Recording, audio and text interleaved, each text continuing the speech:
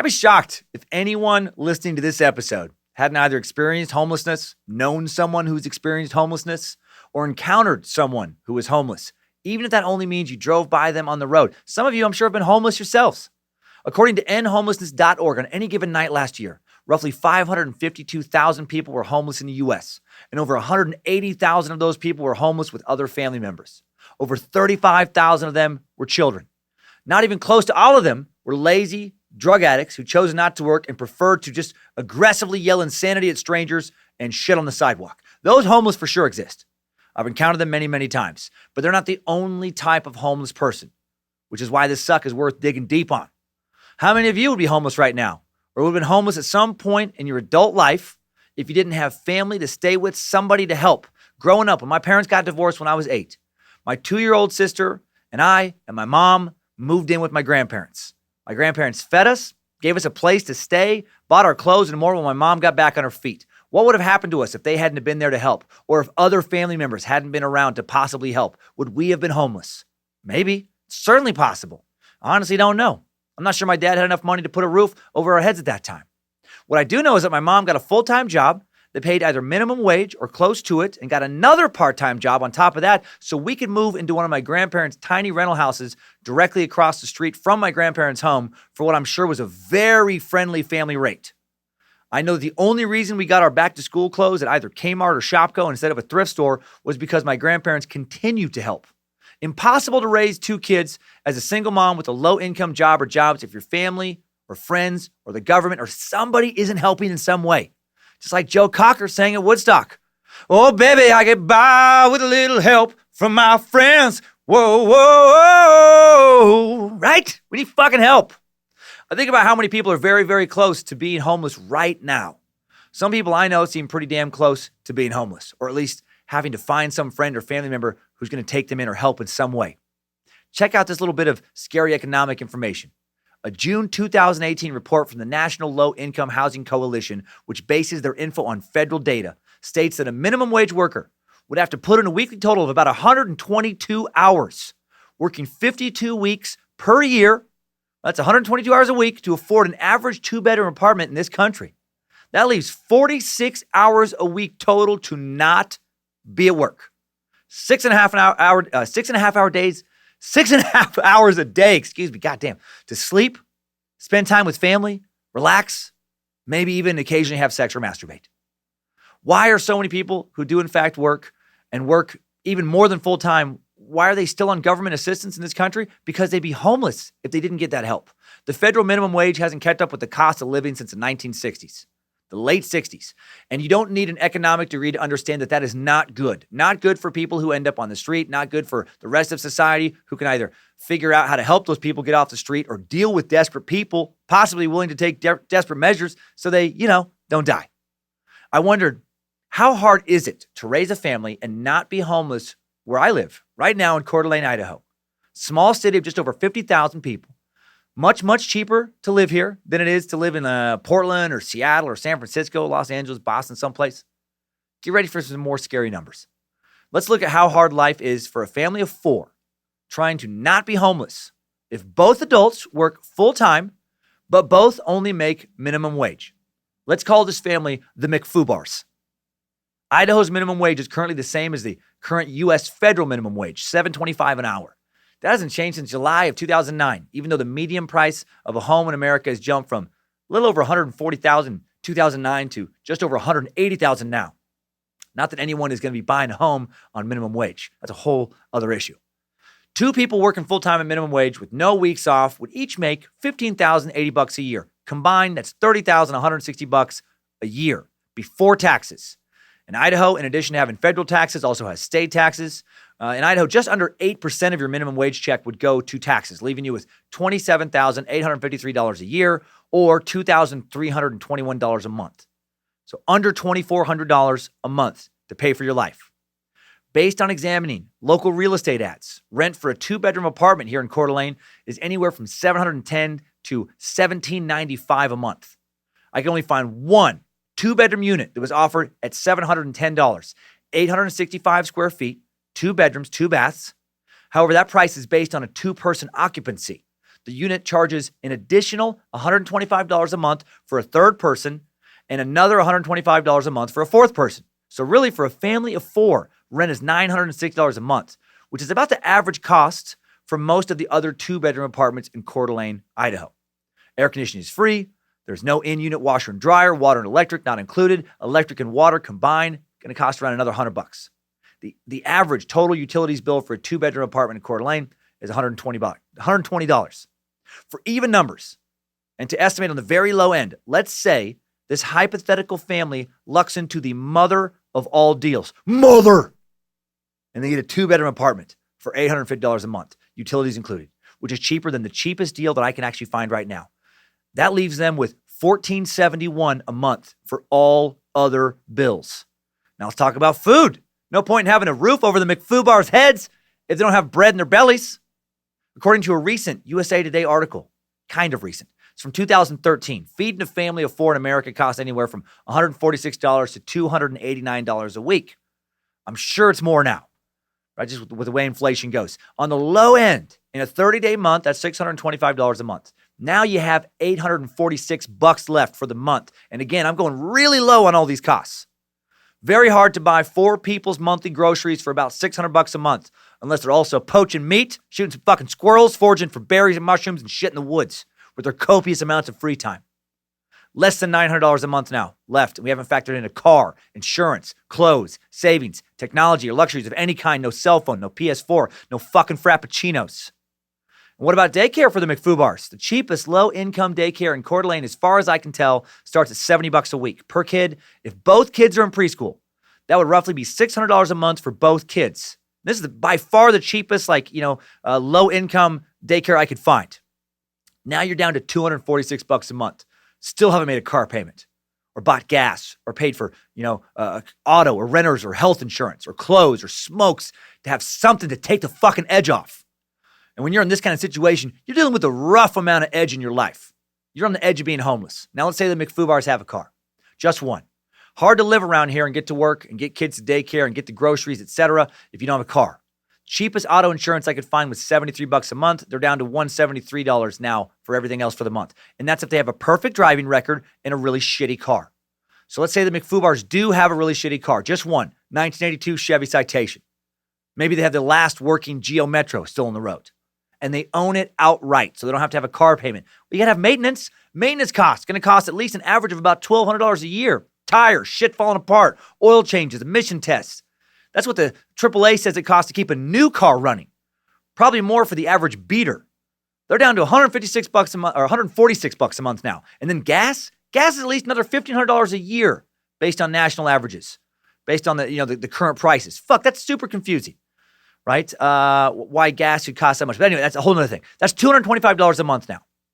Now the McFoobars are running at a monthly deficit of $79. Now they're in the hole. And that's when they own the car. That's when they live in the cheapest apartment, actually cheaper than any apartment I can currently find. That's when they work full-time all year long, never take a week off, never get injured, never get sick. What about medicine? What about doctors and dental visits? What if one of the McFoobars needs glasses or has special needs? Right? They're already in the hole, and apparently they're naked because we still haven't factored in clothes yet. These poor fuckers just wandering around naked in the hole, not ever eating out, not ever having a fucking McDonald's Happy Meal. They don't have a cell phone. Who works and raises kids without a cell phone? How is Mr. McFoobar supposed to find something to jerk off to and give himself a few minutes of joy in the rotting pile of shit that is his life without a cell phone? What about the internet? Any retirement? Any savings? Any meal outside the home? A fucking single bottle of bottom shelf vodka to try and drown some sorrows in.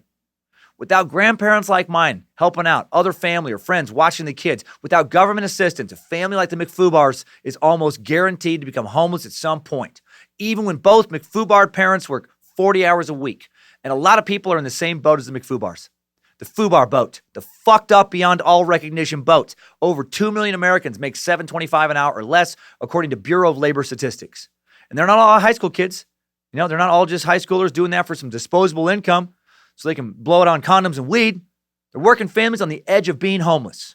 Homelessness is what we're talking about today, the history of it, the reasons for it, drug abuse, unfortunate economic situations, mental illness, sometimes good old-fashioned laziness. A lot of different people sleeping on a lot of different streets for a lot of different reasons. It's a complex issue. Not fun to be homeless. Not fun to be mentally ill. No way to easily, with no way to easily access needed treatment, or to be addicted to opioids, or to be a kid out in the street, living, breathing, collateral damage to a series of decisions that somebody else has made. Also not fun to have to worry about blatant drug users, camping in your neighborhood. I get that aspect of the argument. We're going to talk about that too. And having them near your kid's school or wandering to the parking garage when you're walking to your car alone at night. We're going to look into what some people have been doing to fight homelessness, what we could do to help out with homelessness, and more on a social awareness, possibly perspective-shifting, eye-opening edition of Timesuck. Yeah! You're listening to Timesuck.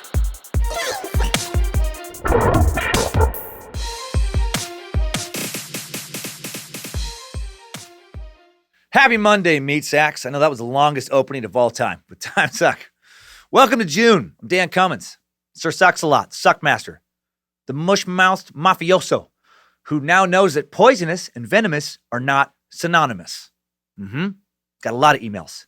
It's good. Hopefully it'll stick now. Timesuck editor Jesse Dobner, quick to point out that he literally told me this difference 2 years ago. Me slow learner sometime. Hopefully my incorrect usage of poisonous doesn't become a situation akin to my inability to correctly pronounce nuclear. Confidence shattered. And that is based on the Darwin Award suck when I talked about poisonous snakes. They're venomous. All right. Hope you're enjoying the start of your summer more than Albert Fish loved having a bloody butt and a mustache full of peanut butter. That's how they do it in Hollywood. Showbiz. Hail Nimrod, hail Lucifina, praise Bojangles, glory be to Triple M. Recording in the Suck Dungeon here in CDA with Reverend Dr. Joe motherfucking Paisley and the script keeper, Zach Flannery, as Queen of the Suck manages every other aspect of my life right now. Good news, giving $2,400 to charity this month. Hail Nimrod. All thanks to the Space Lizards who support the show for $5 a month on Patreon, allowing us to hire full-time employees, reinvest in recording equipment, and much more. The Space Lizards have even made some new podcasts possible. The Suck keeps me so busy, it's taken a while to get ready to launch them. But this summer, we are launching the first of 2 new podcasts that will not replace Timesuck. Just be some different audio candy, some different audio entertainment for your ear holes to hopefully enjoy greatly. Launching a horror podcast. I'll give more details later, including a launch date, but it's going to be me telling my wife and coworker, Queen of the Suck, Lindsay, a variety of tales that people claim to be true. Horrible tales I found either on the web or in a lot of old books. I got 4 episodes worth already put together because I don't sleep as much as a human's supposed to. When will I become a robot and not need sleep? Hopefully soon. Come on, scientists, figure it the fuck out. But Lindsay and I are going to record these scary tales in the dark every week. The ones I found, spooky as shit. Hopefully going to scare her. Hopefully scare you as well. Probably going to scare myself. We'll see how terrified we both are when I hit the road and then she's home alone. I'm in a hotel somewhere alone. We're outfitting a new recording studio with multiple cameras, deluxe soundboard, and much more right now. Get ready for a whole lot of shadow people level of fear coming your way soon there, meat sacks. Space Lizards also get 20% off all merch, a subscription to the Secret Suck, where they have all kinds of fun on Thursdays at noon Pacific time. They get a digital download of my secret stand-up album, Feel the Heat, and a portion of their donation goes to a different charity every month. All hail to Space Lizards. And this month, Timesuck is giving $2,400 to the National Alliance to End Homelessness. Founded in 1983, the National Alliance to End Homelessness is a nonpartisan, nonprofit organization whose sole purpose is to end homelessness in the U.S. They use research and data to find solutions to homelessness, working with federal and local partners to create a solid base of policy and resources that support those solutions and help the communities implement them. One of the solutions they support is the Housing First Homeless Eradication Strategy we'll be talking about later in this suck. To donate more yourself, to find out where to donate, check it out. It's going to be in the episode description. It's endhomelessness.org. And again, the link will be in the episode description.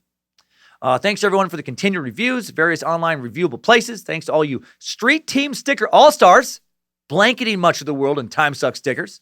You can see the pictures on our social media at Timesuck Podcast. Twitter, Instagram, Facebook. Instagram is the easiest place, in my opinion, to check it all out. Follow us there. It's amazing to watch. Thanks also to those who came out to Omaha, recording this in advance of those shows. I'm going to assume I had fun. I know I had fun in Jacksonville.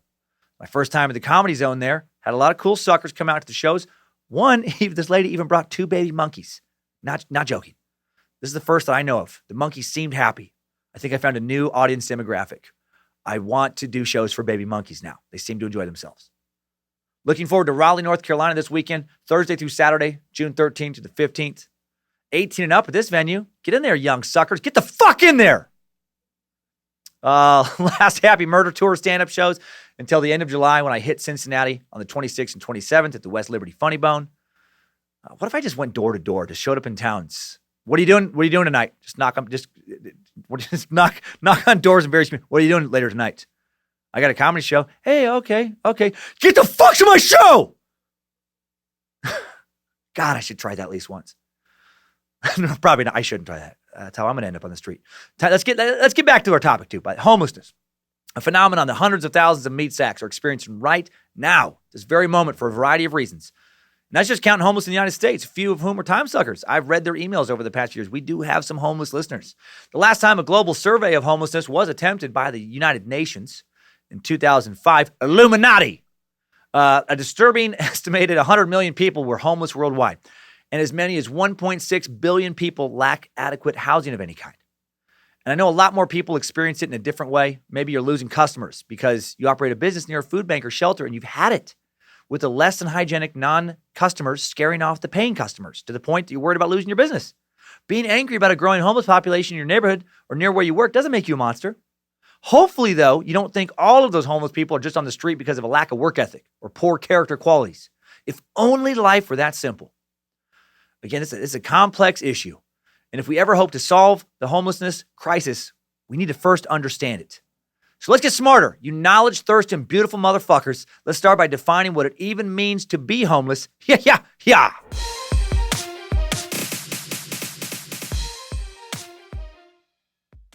What exactly is classified as homelessness? Might seem obvious, right? Someone sleeping on the sidewalk, right? Not necessarily. I slept on the sidewalk for a while one night after not doing the proper math when it came to factoring in how altitude affects personal alcohol consumption limits when I was at a comedy festival in Aspen, Colorado. I had a home. That night I had a hotel. I was just too drunk to find it. Thank God I was light enough at that time for a comic named Chad Daniels to literally carry me to my room and then make sure I didn't die. He has a new fantastic comedy special, by the way, called Dad Chaniels. Amazon Prime. Check it out. But seriously, homelessness has a lot of different looks. In the U.S., homelessness is defined officially in several different ways. The definition varies between regions and has to conform to different government assistance program requirements.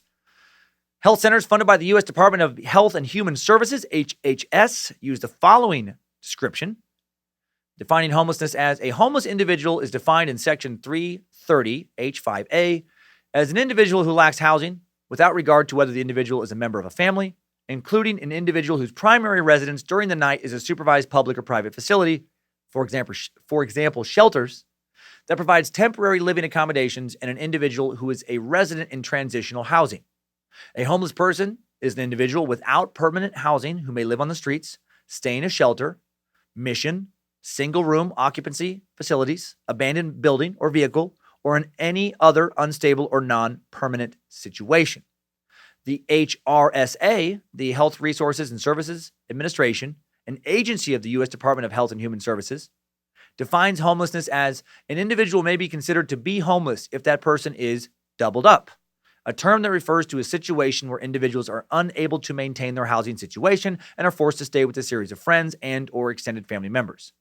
In addition, previously, homeless individuals who are to be released from a prison or hospital may be considered homeless if they do not have a stable housing situation to which they can return. A recognition of the instability of an individual's living arrangements is critical to the definition of homelessness.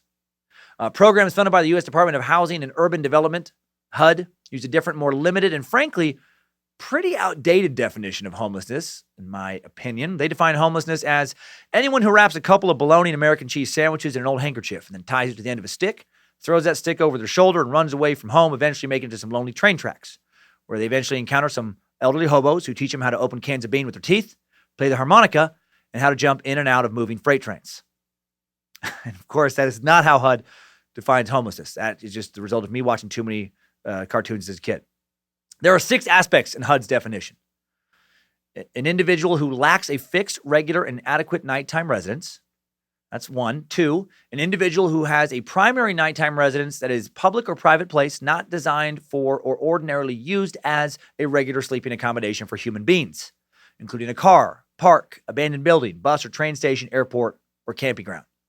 3, an individual or family living in a supervised, publicly or privately operated shelter designed to provide temporary living arrangements, including hotels and motels paid for by the federal, state, or local government programs for low-income individuals, or by charitable organizations, congregate shelters, and transitional housing.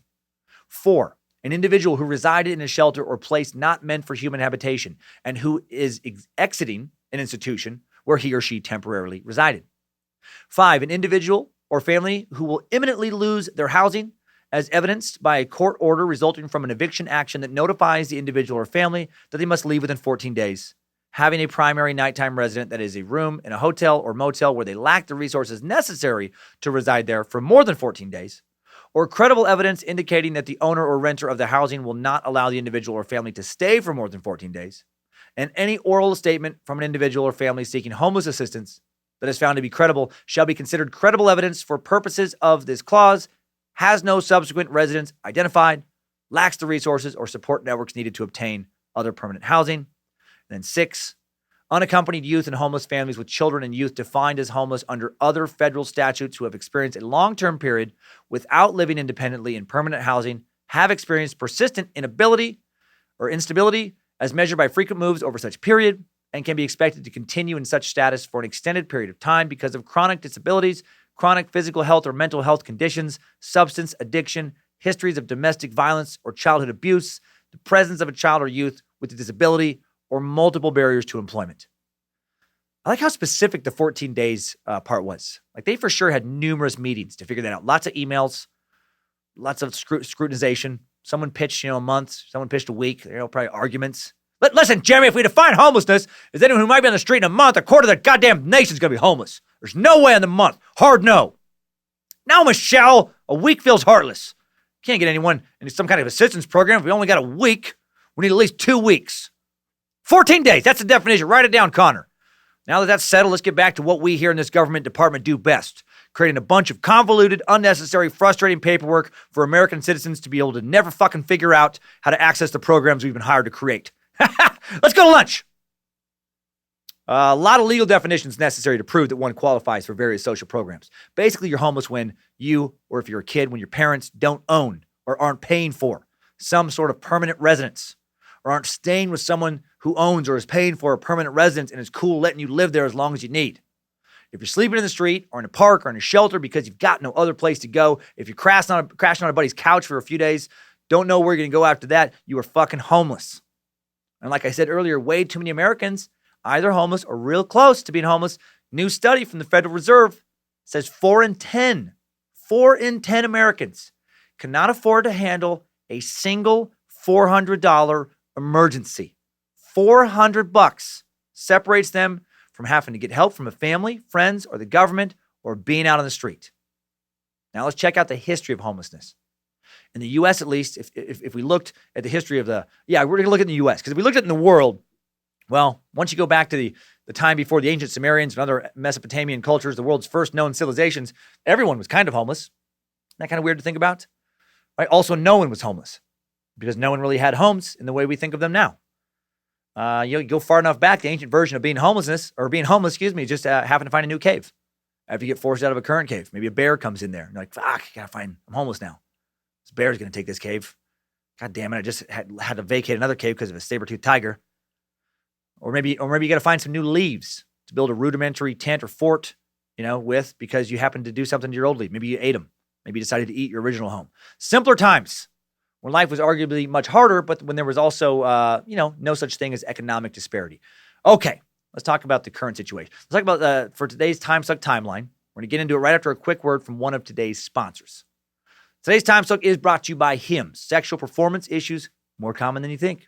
Luckily for Hims.com, is here with a discreet and effective way to help. Whittle your wood into something magnificent. A boner sculpture worth fucking praying to without having to tell anyone how you're doing it. ForHims.com is a one-stop shop for hair loss, skincare, sexual wellness for men, and more. I just reordered their Morning Glow Vitamin C Serum and their Goodnight Wrinkle Cream, which I even used on a new tattoo to help with the healing. Lindsay keeps using it. She uses the Goodnight Wrinkle Cream a lot. It feels luxurious without the luxury price tag. And who doesn't like low-price luxury? And if I ever experience erectile dysfunction, I will order a solution for that from Hims as well. Hims connects you with real doctors, medical-grade solutions to treat erectile dysfunction. Products are shipped directly to your door. Well-known generic equivalents to the name brand prescriptions to help you combat erectile dysfunction. And that is important, man, to save some money.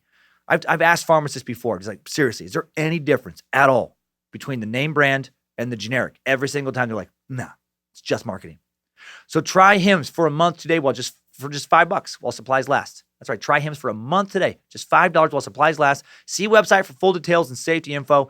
This would cost hundreds if you went to a doctor or pharmacy. Go to forhims.com/timesucked. That's forhims.com/timesucked. Forhims.com/timesucked. Link in the episode description, button on the Timesuck app. Now, let's stop talking about boners and get back to talking about homelessness. Those two probably do not go hand in hand. I imagine it is easier to focus on your boners if you have a private residence to beat them inside. Time for today's Timesuck Timeline. Strap on those boots, soldier. We're marching down a Timesuck timeline.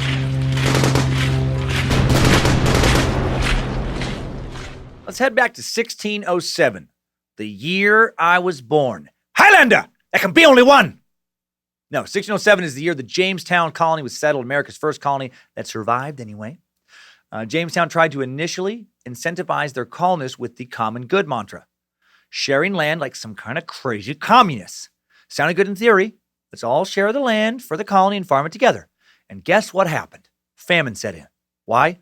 Partly because in a group setting like that, in my opinion, and the opinion of many historians, some people tend to not pull their fucking weight if they think other group members will pick up their slack and then the whole group suffers. And this is going to relate to homelessness, I promise. You know what assignments I hated far, far more than any other kind of assignments back in school? Group assignments. Why? Because for some reason, I almost always got stuck with some fucking deadbeats who cared far less about what score the group project was going to get than I did.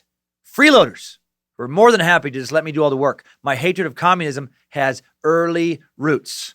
Yamo don't work. Oh, oh, oh, Yamo don't work. Don't keep forgetting it only works in theory. Don't keep forgetting communism really sucks ass. Triple M'd.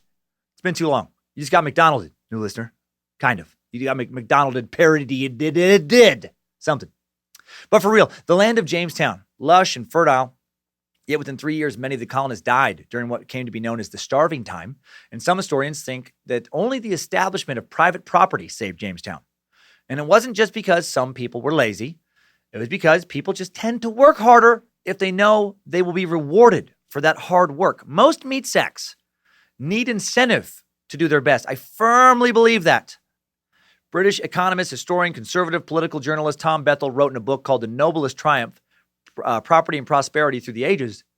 The colonists were indolent because most of them were indentured servants, expected to toil for 7 years and contribute the fruits of their labor to the common store.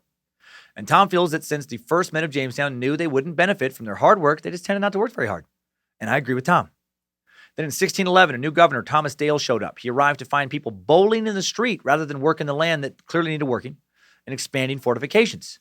And he decided to cancel their little communal experiment, open up the colony to private ownership, and it was a great decision.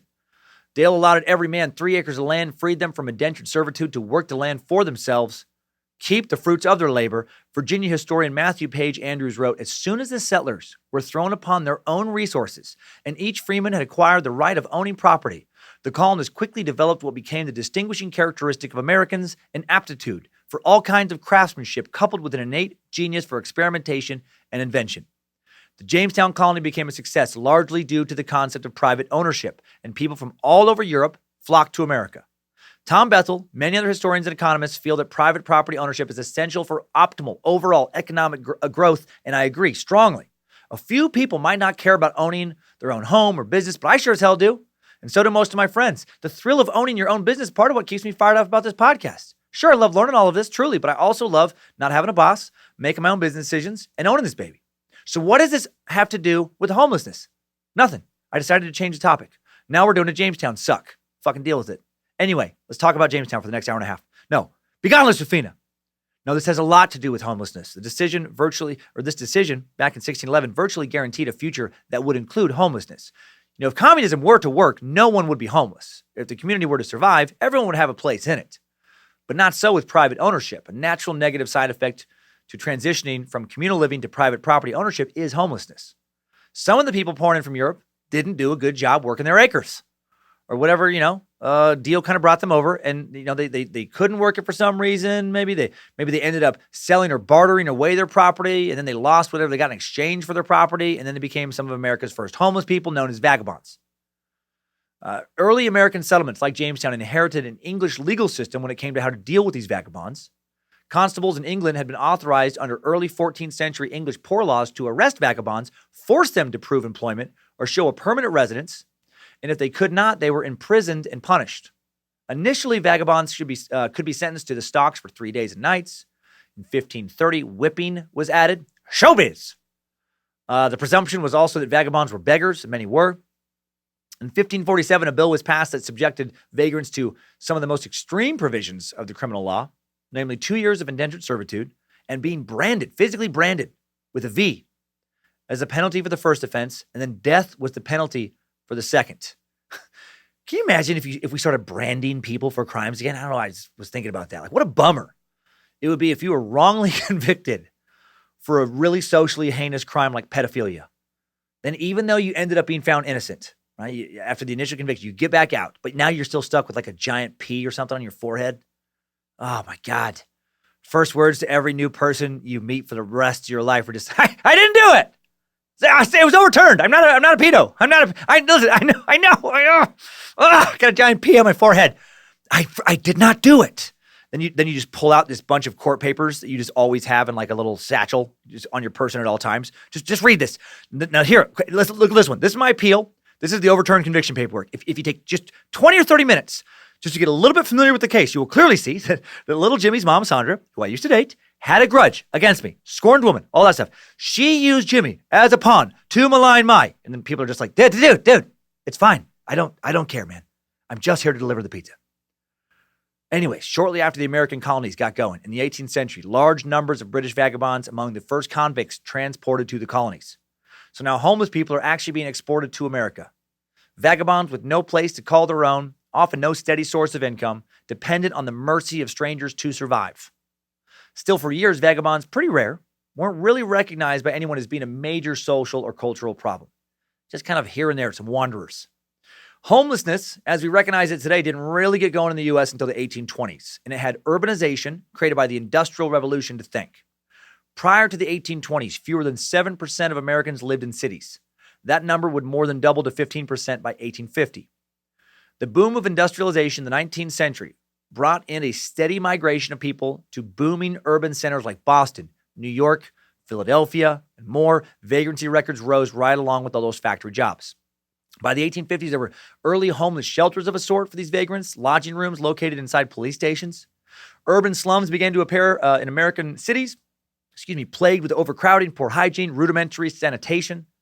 While its etymological origin is 1814, the term homelessness didn't really get bounced around in the U.S. lexicon until the 1870s. It was used to describe homeless workers referred to as tramps traversing the country in search of jobs. The primary social concern with homelessness at that time revolved around morality. Moralists perceived an emerging moral crisis that threatened long-held ideas of home life, rather than focusing on people and families not having basic necessities needed to survive or a permanent residence. Who cares if they're living in squalor out on the street? They're not raising a family, they're drunk, and most importantly, they're not going to church. Sodom and Gomorrah, here we come.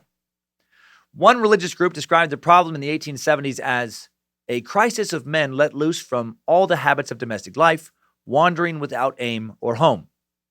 The American Civil War also added to this new homelessness problem. Former slaves now had no place to live. Former soldiers didn't always have families to return home to. Former soldiers sometimes were also psychologically traumatized by the war so badly they didn't know how to return home and resume a normal life. Also by 1870, 26% of Americans living in urban areas, almost 4 times the amount of people living in urban areas who had lived there prior to the 1820s. The construction of the national railroad system in the mid and late 19th century, combined with urban industrialization, led to the emergence of a new type of homeless. The old tramps and hobos riding the rails, bouncing from job to job and city to city. The word hobo first appeared in the 1880s in Western America, and it softened the public's perception of tramps. This culture of migrant laborers was often romanticized in American literature, including being romanticized by writers such as Walt Whitman, Bret Harte, Sinclair Lewis. Jack London wrote vivid depictions of the call of the road. It was an escape from the oppression and monotony of factory work. This new hobo army of mostly young, able-bodied men created a culture that blended the search for work with a love for the open road, a disdain for the constraint of workers in industrialized America. Willing to embrace hard work, they constituted a counterculture of their own with unwritten rules. It's a very specific type of homeless, but for every Jack London who romanticized these hobos, there were also many others who despised them, like Francis Wayland, the dean of Yale Law School, who wrote in 1877, "As we utter the word tramp, there arises straightway before us the spectacle of a lazy, shiftless, sauntering or swaggering, ill-conditioned, irreclaimable, incorrigible, cowardly, utterly depraved savage." I think that's his way of saying, I don't care for them. Very, very wordy, very verbose way of saying that. Hopefully the people who loved the hobos and those who hated them at least all agreed that the hobo lingo was awesome, because that for sure is true. Oh, spent way too much time learning some hobo lingo this last couple of days. Let's talk about a few hobo slang terms, just for some random trivia in this heavy episode and just some comedic, lighthearted fun. You hear about Jimmy Fish Eyes? He turned barnacle. Gave up being a boomer for a steady flop and a fatter leather poke. A barnacle was a fellow who sticks to one job a year or more. I love that someone who works a steady job is given a derogatory term. A boomer is a hobo, always on the move. A flop is a hobo term for a place to stay, and a leather poke is a wallet. Look at this cackler. Ain't never hopped a hot shot or decked him a day in his life. Hey, Captain, you got a light for these coffin nails? Don't be puffing those back at the Hotel de Gink. It's littered with rank cats and stew bums. A cackler is a white-collar worker. Hot shot is a fast train. To deck 'em is to ride on the roof of a passenger train from town to town. Coffin nails are cigarettes. Captain is a hobo term for big shot. Hotel de Gink is a charity house shelter. Rank cats are hobos that even other hobos look down upon. And stew bums are hobos that have stopped riding the rails and just get drunk aimlessly on the street. Love these terms. There's pages and pages and pages of these. Let's just do one more set of them. Open up your drawstrap and put some hoot in your wingdings. Time to get a slapping and a scrapping if we're going to mow the lawn and stir that peanut butter. A drawstrap is a zipper on a pair of pants. A hoot is an erection. Wingdings are male genitalia. Slapping and scrapping is slang for sexual foreplay. Mow the lawn is using gasoline to burn off the pubic hair of someone you've just tied up, and stir that peanut butter is slang for anal sex. And none of that is hobo slang. I made that last one up. But it does bring us to our next sponsor. Timesuck is once again brought to you by Albert Fish Tortures the Classics. Tortures takes on classic songs of the 1920s and 1930s, redone in a way that only pleases Albert Fish. Check out this little hobo ditty. Reworked. It's Hello, My Baby. Hello, my baby, hello, my honey, hello, my fat bottom gal. Whip me until you tire. Baby, my monkey's on fire. If you refuse me, won't go abuse me, I'll cook up your skin and bones. Oh, baby, peanut butter, it's what gives daddy moans. That is how they do it in Hollywood. Showbiz. And for a limited time when you order... So ridiculous. I've been singing that so much lately. When you order this album, you can get a free Albert's Creamy Peanut Butter t-shirt and a free Albert's Crunchy Peanut Butter sticker. Now, with no kink shame. If you're confused, new listener, little callback to the Albert Fish Suck right there. Kidding about the free part with the shirt, but we really actually do. Not joking. We do have an Access Apparel designed Albert's Peanut Butter t-shirt and sticker in the Timesuck Shopify store. It's the most ridiculous product we've made so far. If you like that suck and laughed at my terribly dark jokes, you will laugh so fucking hard when you see this shirt and sticker. I laugh so... And it's totally wearable in public. You know, no one would ever know unless they were a big Albert Fish fan. Even then, they might not know. But good luck explaining its origin. I love my job so much sometimes. Right now, so happy. Okay, enough madness. That is not our sponsor. I can't get that ditty out of my head. Hello, my baby. Let's get back to the late 19th century. In the late 19th century, growing concern over America's growing homeless population leads to the development of America's first rescue missions. In 1872, America's first such mission, the New York City Rescue Mission, founded by Jerry and Maria McAuley. Salvation Army was founded in 1865 in London's East End by a former Methodist minister, William Booth, and his wife, Catherine. And they started working with the homeless in America in the 1880s.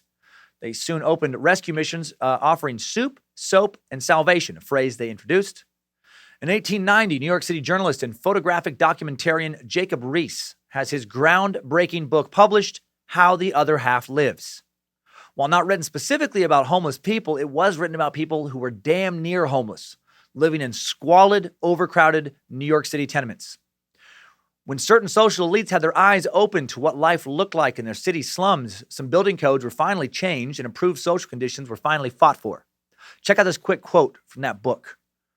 With the first hot nights in June, police dispatches that record the killing of men and women by rolling off roofs and windowsills while asleep announced that the time of greatest suffering among the poor is at hand. It is in hot weather, when life indoors is well-nigh unbearable, with cooking, sleeping, and working all crowded into the small rooms together, that the tenement expands, reckless of all restraint. So Jesus, these little crowded, poorly ventilated apartments were so hot, residents would go sleep on the roof of these, very tall buildings on windowsills, roll off to their deaths.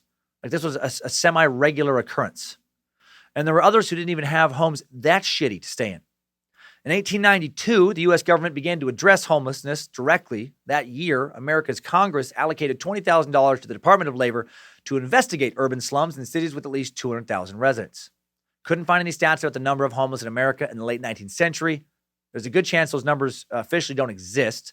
But to show how big of a problem homelessness was becoming, I came across some tragic info about a growing epidemic of homeless orphans in the late 19th century. According to one source, New York City had about 500,000 residents by 1850, and anywhere from 10,000 to 30,000 were specifically orphaned homeless children. Up to 30,000 homeless orphans in this one city. Extrapolate that percentage onto today's New York City population, you get about 150,000 homeless orphan children running around. Why so many? Well, poor immigrants running from dire economic situations in their home countries were showing up in America with nothing. And they do whatever they needed to survive, and that often meant taking dangerous factory jobs in the days before workers' safety measures were given a shit about. Plus, a lot of more people died of diseases back in the days before vaccinations, diseases like the flu and typhoid, and that's a recipe for orphans. There were so many street kids that between the 1850s and the 1920s, roughly 250,000 homeless orphans known as gutter snipes were gathered up by various charitable organizations sent to the Midwest to be raised on farms by poor farmers who would literally buy these kids at auctions. The families needed extra farm hands. The kids needed a bed, roof, and food in their bellies.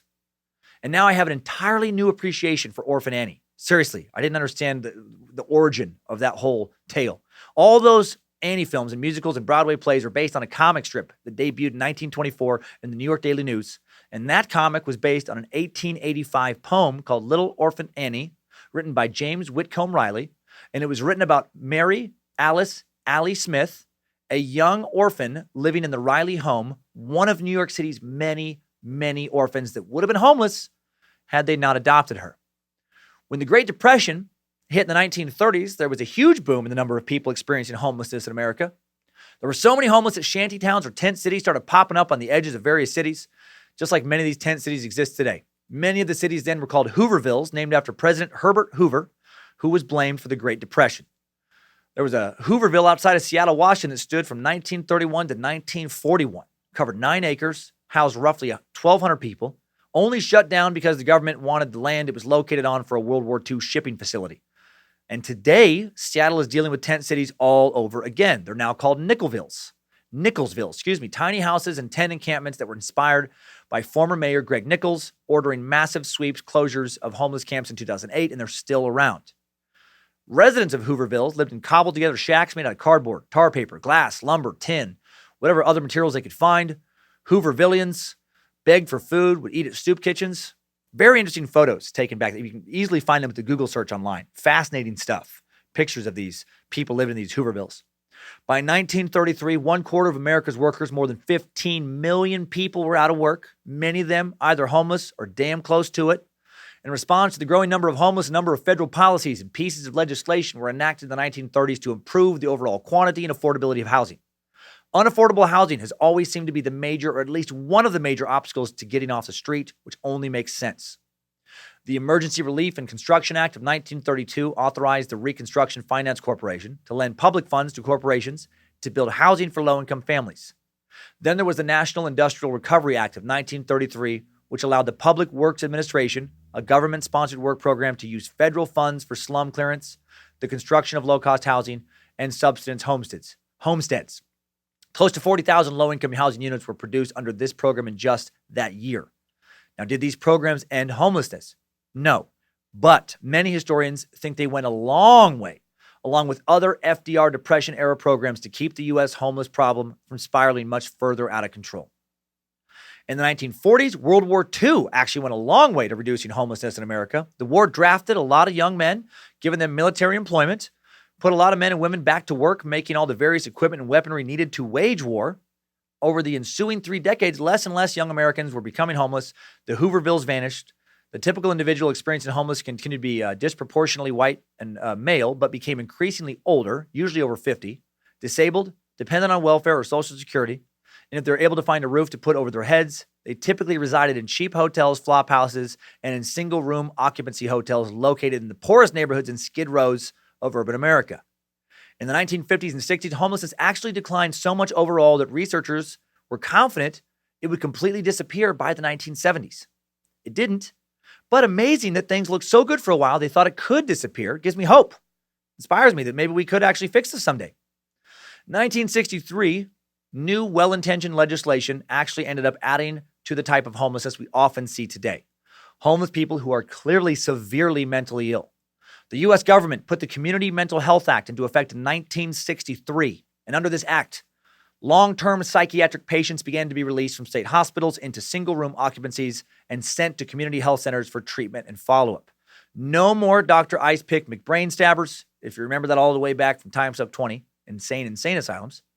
Many American psychiatric institutions used to be houses of horror where patients were essentially imprisoned, sometimes for life, and severely mistreated. Also, remember the MK Ultra bonus suck from August of 2017 when the CIA used psychiatric patients as human guinea pigs to test possible mind control elixirs on? Well, now the government began to try to deinstitutionalize these people. Unfortunately, this led to many mentally ill people fending for themselves on the street, an arguably worse fate than being locked up in questionable institutions. In terms of modern conceptions of homelessness, the Community Mental Health Act of 1963 again played a massive role.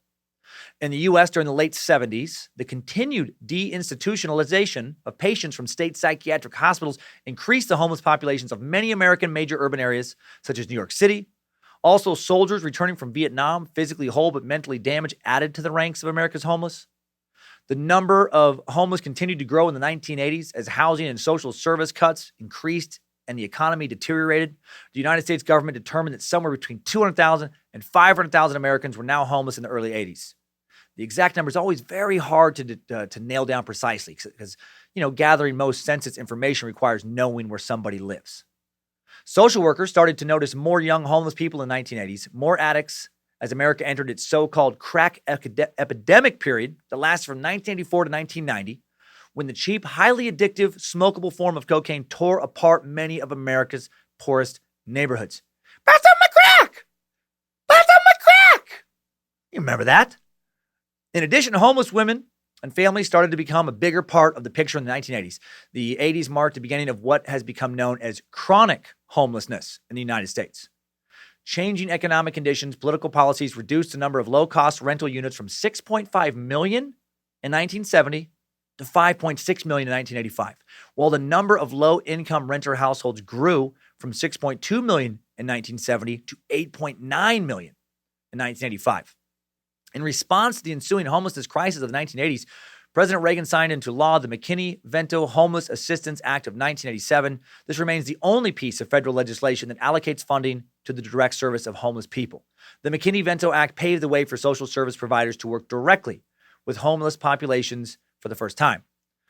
During the 1990s, homeless shelters, soup kitchens, other supportive services sprouted up in cities and towns across the nation. However, despite these efforts and the dramatic economic growth of the 90s, homeless numbers remained high. It became increasingly apparent that simply providing services to alleviate the symptoms of homelessness, i.e. shelter beds, hot meals, psychiatric counseling, etc., wasn't able to solve the complex problem of homelessness. In 2004, the United States Conference of Mayors surveyed the mayors of major cities on the extent and causes of urban homelessness. Most of the mayors named the lack of affordable housing as the primary cause of homelessness. The next 3 causes identified by the mayors were mental illness, substance abuse, low-paying jobs. Other causes cited were unemployment, domestic violence, and poverty.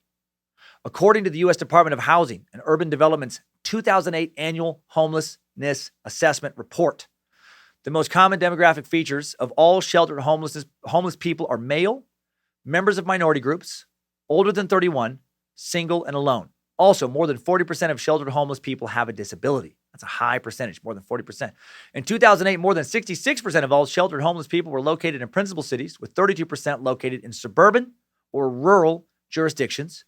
About 40% of people entering an emergency shelter or transitional housing program during 2008 came from another homeless situation. 40% came from a house situation. The remaining 20% were split between institutional settings or other situations such as hotels or motels. Most people had relatively short lengths of stay in emergency shelters. 60% stayed less than a month. 33% stayed a week or less. Okay, so now let's get out of the timeline and take a more in-depth look into America's current homelessness situation. Right after a word from today's final sponsor. Today's Timesuck is brought to you by the Great Courses Plus. Been hearing from more and more Timesuckers after stand-up and live podcast shows on the road about how much they enjoy the Great Courses Plus and how they love the knowledge it gives them. Hail Nimrod. Whether it's solving a problem at work or exchanging trivia with friends, having the right answer is satisfying. And the Great Courses Plus is a priceless source of knowledge in just about any field. The streaming service offers thousands of lectures on everything from ancient Egypt to exoplanets, from philosophy to painting and gardening, with reliable, in-depth information from award-winning professors and experts that have unique perspectives you've never even thought about. I recommend checking out the course, The Psychology of Human Behavior. It's a fascinating look into how we develop and function as human beings, looking at how the mind works and directions for continuing to get to better understand ourselves and others. I think it's a great companion piece to this episode, a great way to help wrap one's mind around the very complex issue of how one becomes homeless and why one can remain so, and what do we do about it? Why do we make the choices we make? Check out this course and you're going to know. So know the right answers and start learning. With the Great Courses Plus, Timesuckers get a full free month of unlimited access when you sign up today using our URL, thegreatcoursesplus.com/smart. That's thegreatcoursesplus.com/smart. Link in the episode description, button in the sponsor section of the Timesuck app and website. Getting out of the Timesuck fucking timeline right now. Good job, soldier. You made it back. Barely.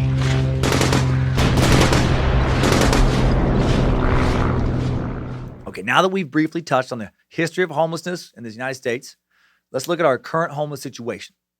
I worked on some of the research for this episode in a Starbucks in Spokane, Washington, while I waited to pick my son Kyler up from school, and right outside the window, as I'm working on this, is a homeless guy. I've seen him many times around that Starbucks.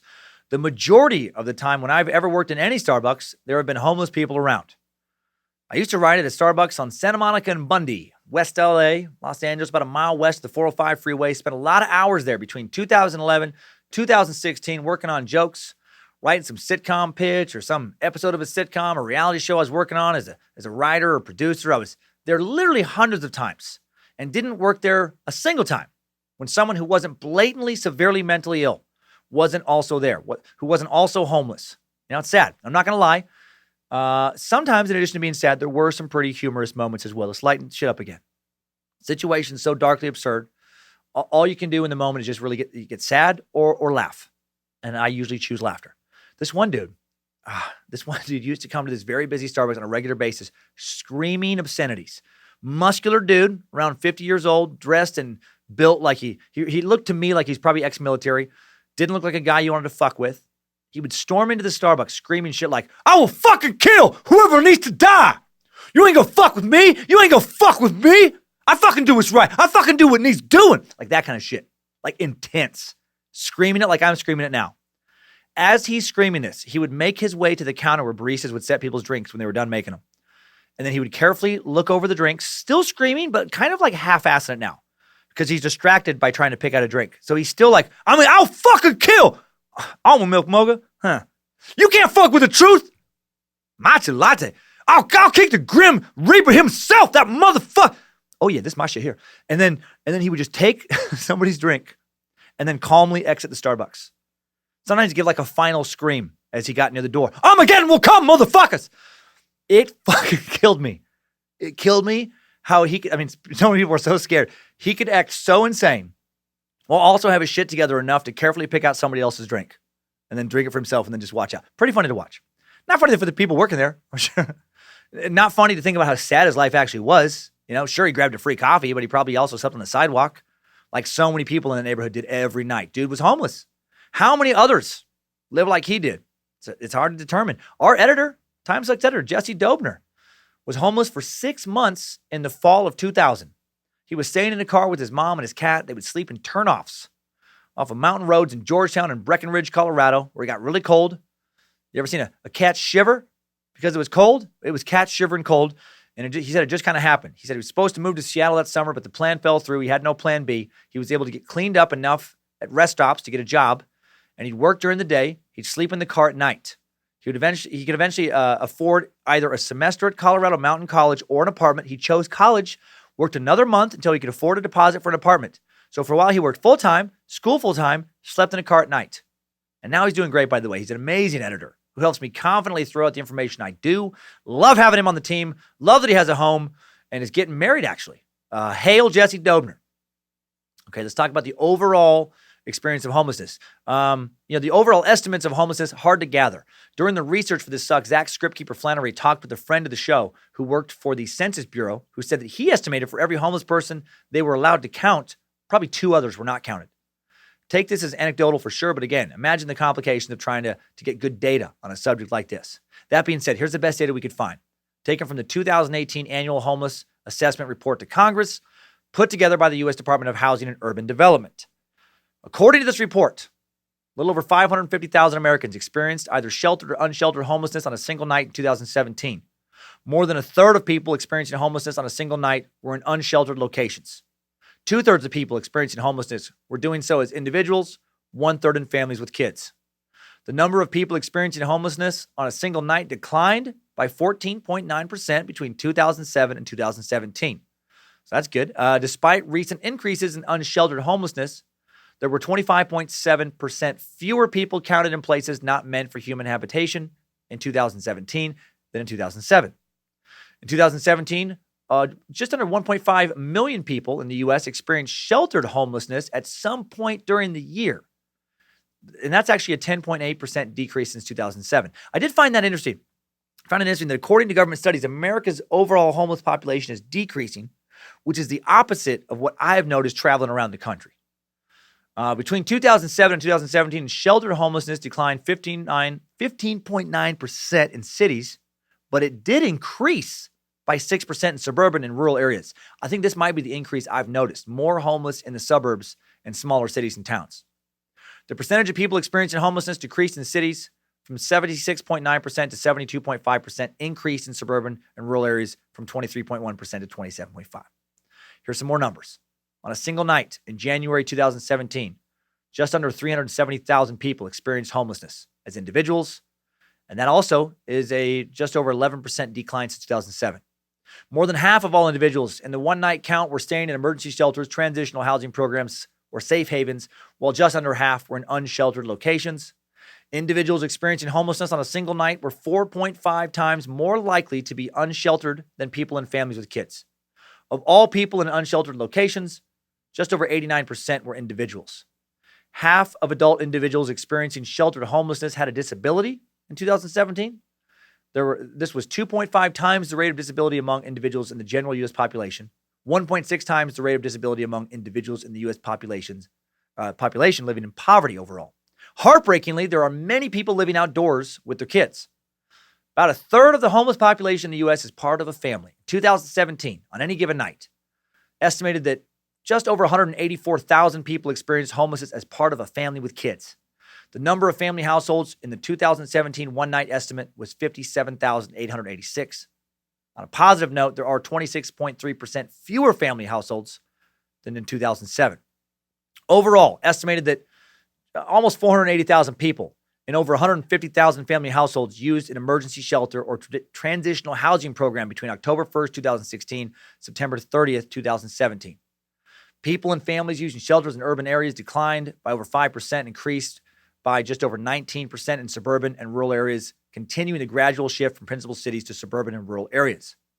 Unaccompanied homeless youth, classified as anyone under 25 on their own, certainly among the most vulnerable of the homeless population.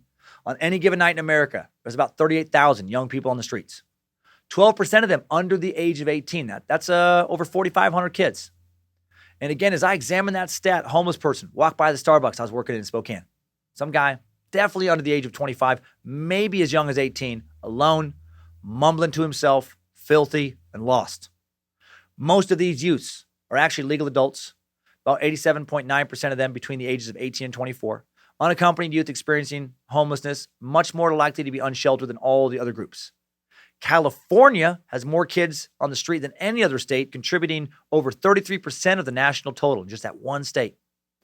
Of the homeless population, another big group is veterans. There are 40,000, just over 40,000 veterans experiencing homelessness in the U.S., or there were in 2016. That represented just over 9% of all homeless people.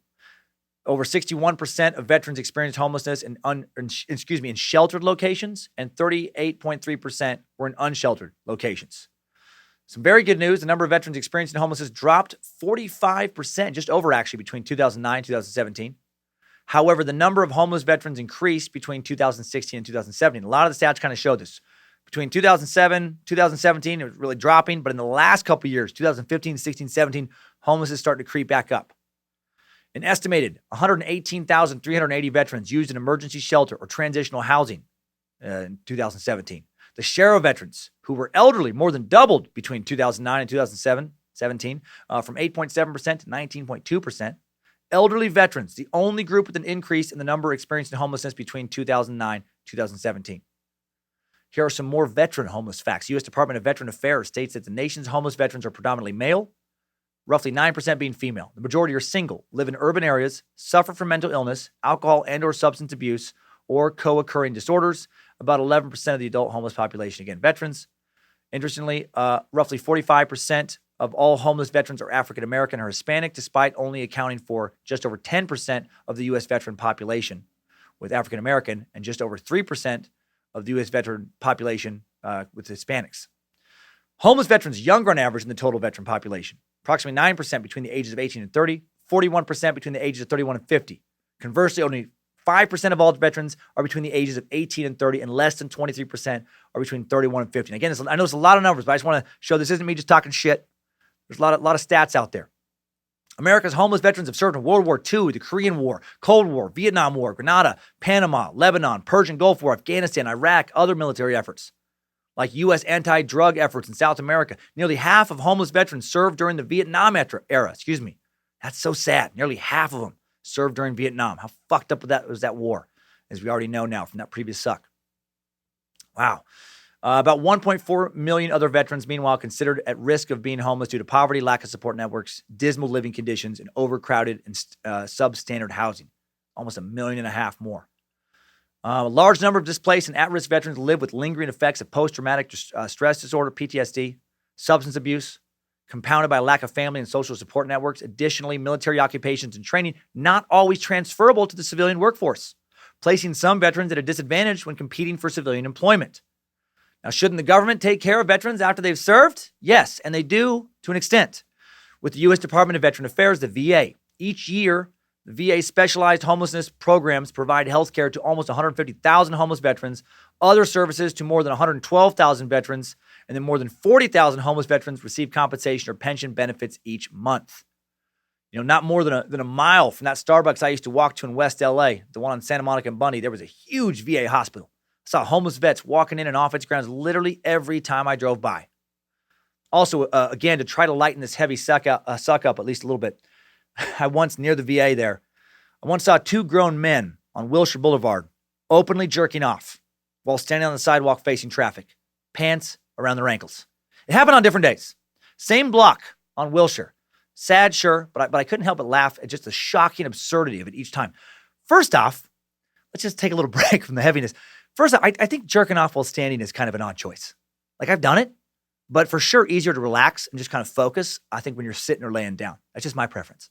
Also, facing traffic, that's adding another level of difficulty to the entire situation.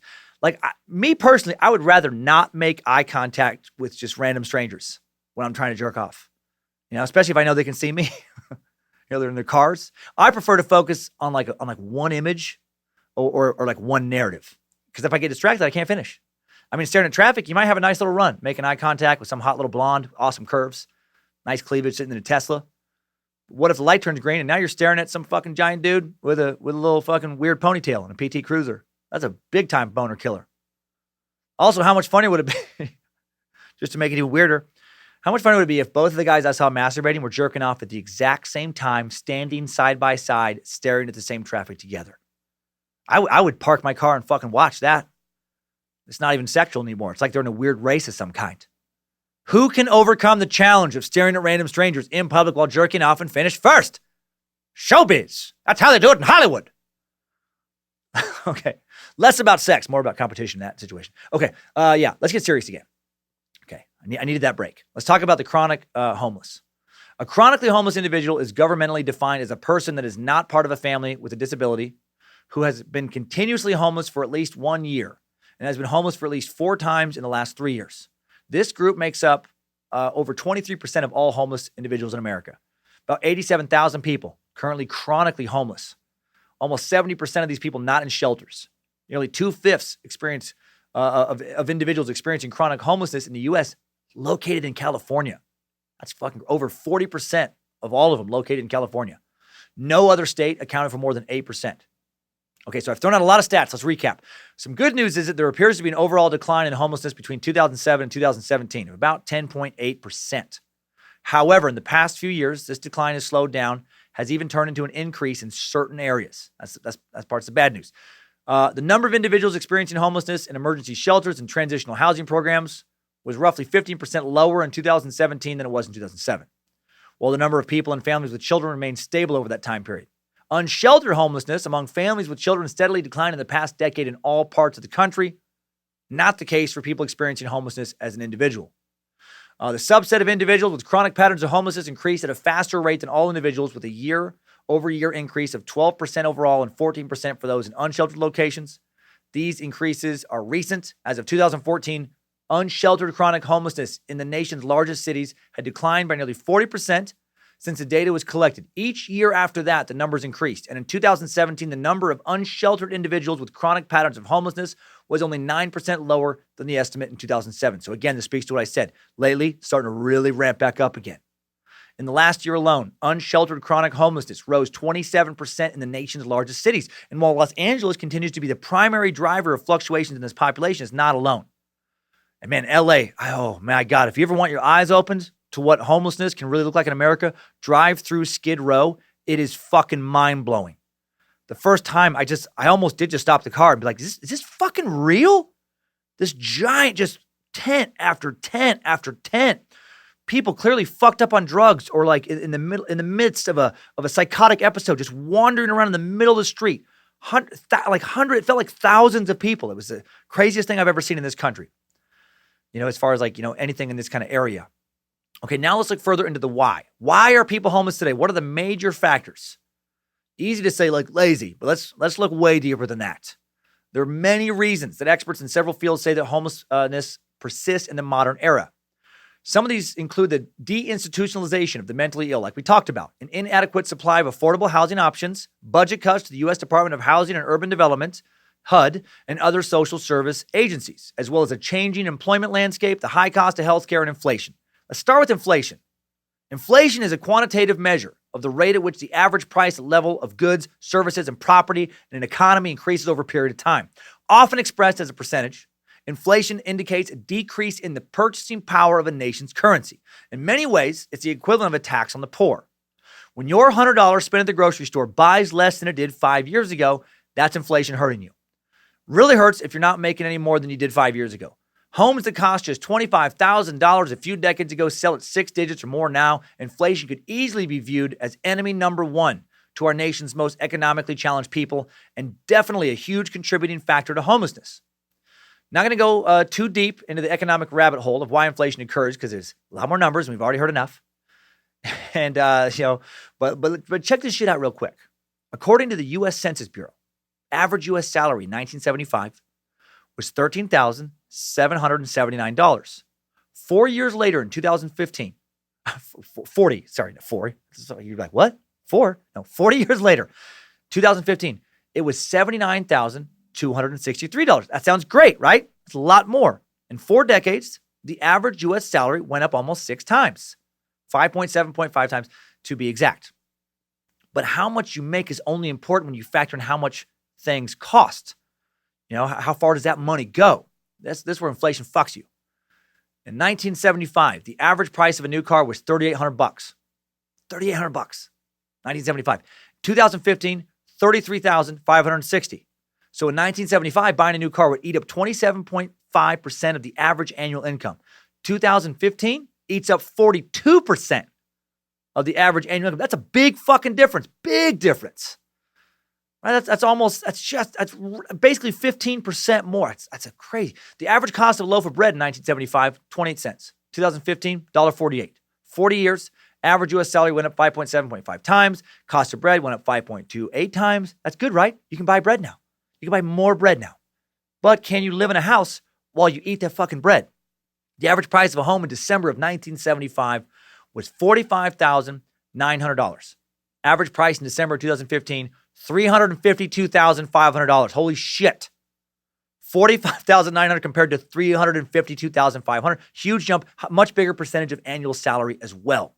And while I couldn't find a 1975 to 2015 comparison for rent, which is arguably the most important number when it comes to not living on the street, I did find a 1950 to 2000 comparison for the median cost of rent in America, already adjusted for inflation, and these are the most important numbers of the whole show to me. In 1950, typical rental cost $257 a month in today's dollars. In 2000, $602, over 2.33 times more expensive. What the fuck? And in some places, much worse. In California, where many homeless live, as we have learned, it was $256 a month to rent your average 1950 rental in today's dollars. In 2000, $747, just under 3 times as much. That's ridiculous. Could you afford your rent if it was suddenly 3 times as expensive as it is now? Statistically, fuck no. And that huge jump in the cost of rent in relation to inflation is a major, major, major contributor to homelessness. Now let's look at some other causes. Chronic masturbation has led to a lot of homelessness in the last couple of years. Roughly 40% of America's homeless are chronic masturbators. They masturbate anywhere from 20 to 40 times a day, and this is a mental illness. They cannot help it. They have to masturbate at least 20 times a day, or the world will stop moving, that's how their brains think. They're trying to help keep people from dying by constantly jerking off. And that's why if you do see them on the street, do not interfere with it. It's part of a mental illness.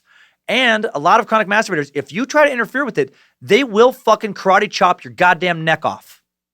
And none of that is true about the master. I just fucking made that up right now. Can you imagine though, if there was studies and they're like, yeah, it's just too much masturbation. It's too much. What if there was like a zombie type illness that instead of making people want to eat brains, it just made them want to jerk off all the time? Can you imagine how the economy would collapse? If it was like there was a contagious disease that made you just continually jerk off. Okay. No, let's talk about mental illness, which I probably clearly suffer from just having all that stuff just pop up in my head.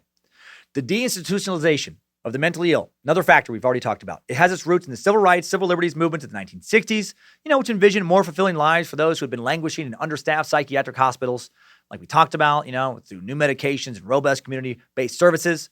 The number of patients living in state hospitals dropped from 535,000 in 1960 to just 137,000 in 1980. California saw a dramatic reduction in state hospital beds from 37,000 in 1955 to just 2,500 in 1983, which is a problem because there wasn't suddenly there wasn't suddenly just a lot less people who were mentally ill. There were many more people. As the world's population has exploded, it only makes sense that so have the amount of mentally ill people. Funding has just gone away. Funding for the needed housing and community-based services proved inadequate. And as cheap housing disappeared, vast numbers of previously institutionalized individuals with severe and persistent mental illness, or those who might have gone to institutions in earlier eras, drifted out onto the streets and into temporary shelters. According to the National Institute of Mental Health, 6.3% of the population suffers from severe mental illness, defined as long-standing mental illnesses, typically psychosis, that cause moderate to severe disability of prolonged duration. Given that the number of adults 18 and over in the U.S. in 2010 was estimated to be roughly 234,564,000 people, that would mean roughly 14.8 million of those people had severe mental illness. Experts polled by the Treatment Advocacy Center estimated that about 50 beds per 100,000 people would meet needs for acute and long-term care. But in some states, the number of available beds was as low as 5 per 100,000 people. Thus, many people who desperately need residential psychiatric treatment just can't obtain it. There just isn't the beds. So they're out on the streets. They're shitting on the fucking sidewalk. They're yelling at you when you walk by. Another factor is underemployment. This is an interesting term I had not thought about previous to this suck. We hear about unemployment rates all the time, but what about underemployment? Underemployment is a condition in which people in the labor force are employed at less than full-time or regular jobs or at jobs inadequate with respect to their training or economic needs. Many people that are currently experiencing homelessness fall into this group. It makes, good bottom line economic sense for a lot of major retailers and other large corporations to have a lot of part-time employees that they don't have to provide benefits to, as opposed to full-time employees. But this isn't good for homelessness. Isn't good for those people. While the U.S. employment rate was 4.7% as of May 2016, the U.S. underemployment rate at that time, 13.7%. That's a big percentage. As we've touched on, a lack of affordable housing and the limited scale of housing assistance programs have contributed to the current housing crisis and to homelessness. Here's some additional info on that aspect of our homeless situation. Investors in low-income housing developments are discouraged and even forbidden from building low-income apartments in many major cities due to a variety of zoning and other laws. And I gotta admit, I feel a little guilty about this one. I am part of this problem. I struggle with the not-in-my-backyard mentality. Very easy to go full social justice warrior and scream about elitist and policies and how unfair this is. However, I live, near the East Sherman District in Coeur d'Alene, which is where the Suck Dungeon is located. And we first bought our house, Lindsay and I, back in 2015. There was a lot of low-income transitional housing in the area and treatment centers and drug and alcohol counseling centers. And guess what else? A fuck ton of addicts and sex offenders. And call me crazy, but I do not like living right down the street from some sort of pedophile sanctuary or a lot of people, engaged in hard drug abuse. But the last 2 years, the city changed some laws, such as limiting how long someone can stay in a variety of low-income, pay-by-the-day, week, or month motels. There's a lot of them around here where a lot of sex offenders live. Thank you, National Registry website, for allowing me to find them. And a lot of this transitional housing is going away, which is terrible for families and individuals using these places to try and get back on their feet and not be homeless. But it is also awesome for other parents already living in these neighborhoods, hoping to have less people struggling with drug addiction or people with crimes against children, that are on their criminal records living in the area. Again, this is a complicated issue. It's easy to rail on about how the homeless or borderline homeless shouldn't be kicked out of a neighborhood when it's not your neighborhood. Back in West LA, Lindsay and I, we did not have an in-apartment washer or dryer in our apartment building. We had to walk down to the building's laundry room. And the door to that laundry room was in a poorly lit little walkway that shot out of an alley. So basically an alley shooting off from another alley. Very kind of hidden. And there were 2 dumpsters, one for our building, one for the building next door, right kind of blocking the door, kind of hiding the door, but just about 6 feet away. And guess who often slept around those dumpsters? Several dudes in the area, homeless guys, clearly struggling with mental health issues and drug dependency. Did I feel bad for them? Yep, I sure did. This one guy in particular, I'll never forget him. I see him there a lot. I gave him clothes, gave him a blanket, gave him food, gave him cash from time to time. Did I like them being there when Lindsay needed to walk down and do laundry, though, when I was out of town? Fuck no. I worried about her safety a lot, right? She eventually talked me into trying to do that stuff. She's like, give money to a shelter, but not to them, because then they're just going to keep hanging around, and then I got to be fucking terrified going to do the laundry. And you ended up calling the police several times to try and relocate them, right? Because I didn't want something happening to her. I don't like to see some stranger hurting in an alley. Also, don't want to worry about that stranger high on something or having some kind of psychotic episode hurting somebody I love. Very complicated, very complex. According to HUD, in recent years, a shortage of affordable housing has hit renters with extremely low incomes. The hardest federal support for low-income housing fell 49% from 1980 to 2003. About 200,000 low-income rental housing units are now being destroyed annually. That's not good. We're going to have more people on the streets. Budget cuts have also made it harder for people to either avoid becoming homeless or recover from homelessness. The recession of the 80s resulted in deep cuts to the HUD budget, which decreased from approximately $29 billion a year in 1976 to approximately $17 billion in 1990. That led directly to reductions in the budget authority for housing assistance from almost $19 billion in 76 to about $11 billion in 1990, and in subsidized housing for poor Americans. Lack of affordable health care has been a problem as well that contributes to homelessness. For families and individuals struggling to pay rent, a serious illness or disability can start a downward spiral into homelessness, beginning with a lost job. Think about the McFoobars. depletion of savings to pay for care, and eventual eviction. 1 in 3 Americans, or 86.7 million people, are uninsured. Right? Of those uninsured, 30.7% are under 18. In 2007 to 2008, 4 out of 5 people that were uninsured were members of working families. It's not just lazy bums. Now let's talk about something that contributes to homelessness that certain social justice warriors will not want to address, but it is a real factor in some cases, and that's bad personal choices. Should you take heroin? No. Should you commit a bunch of crimes so that no one will ever hire you?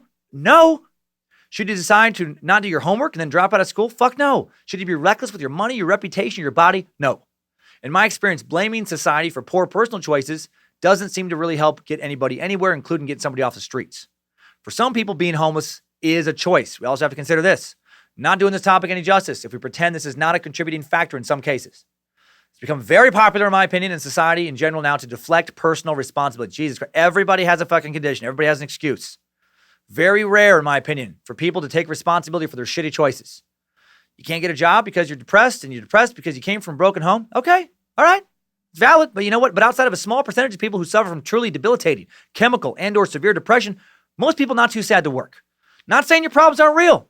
Not saying your sadness isn't valid. I'm saying that if we all stop showing up to work and stop doing our jobs because we just, fucking felt a little off that day, the whole fucking nation's going to be homeless.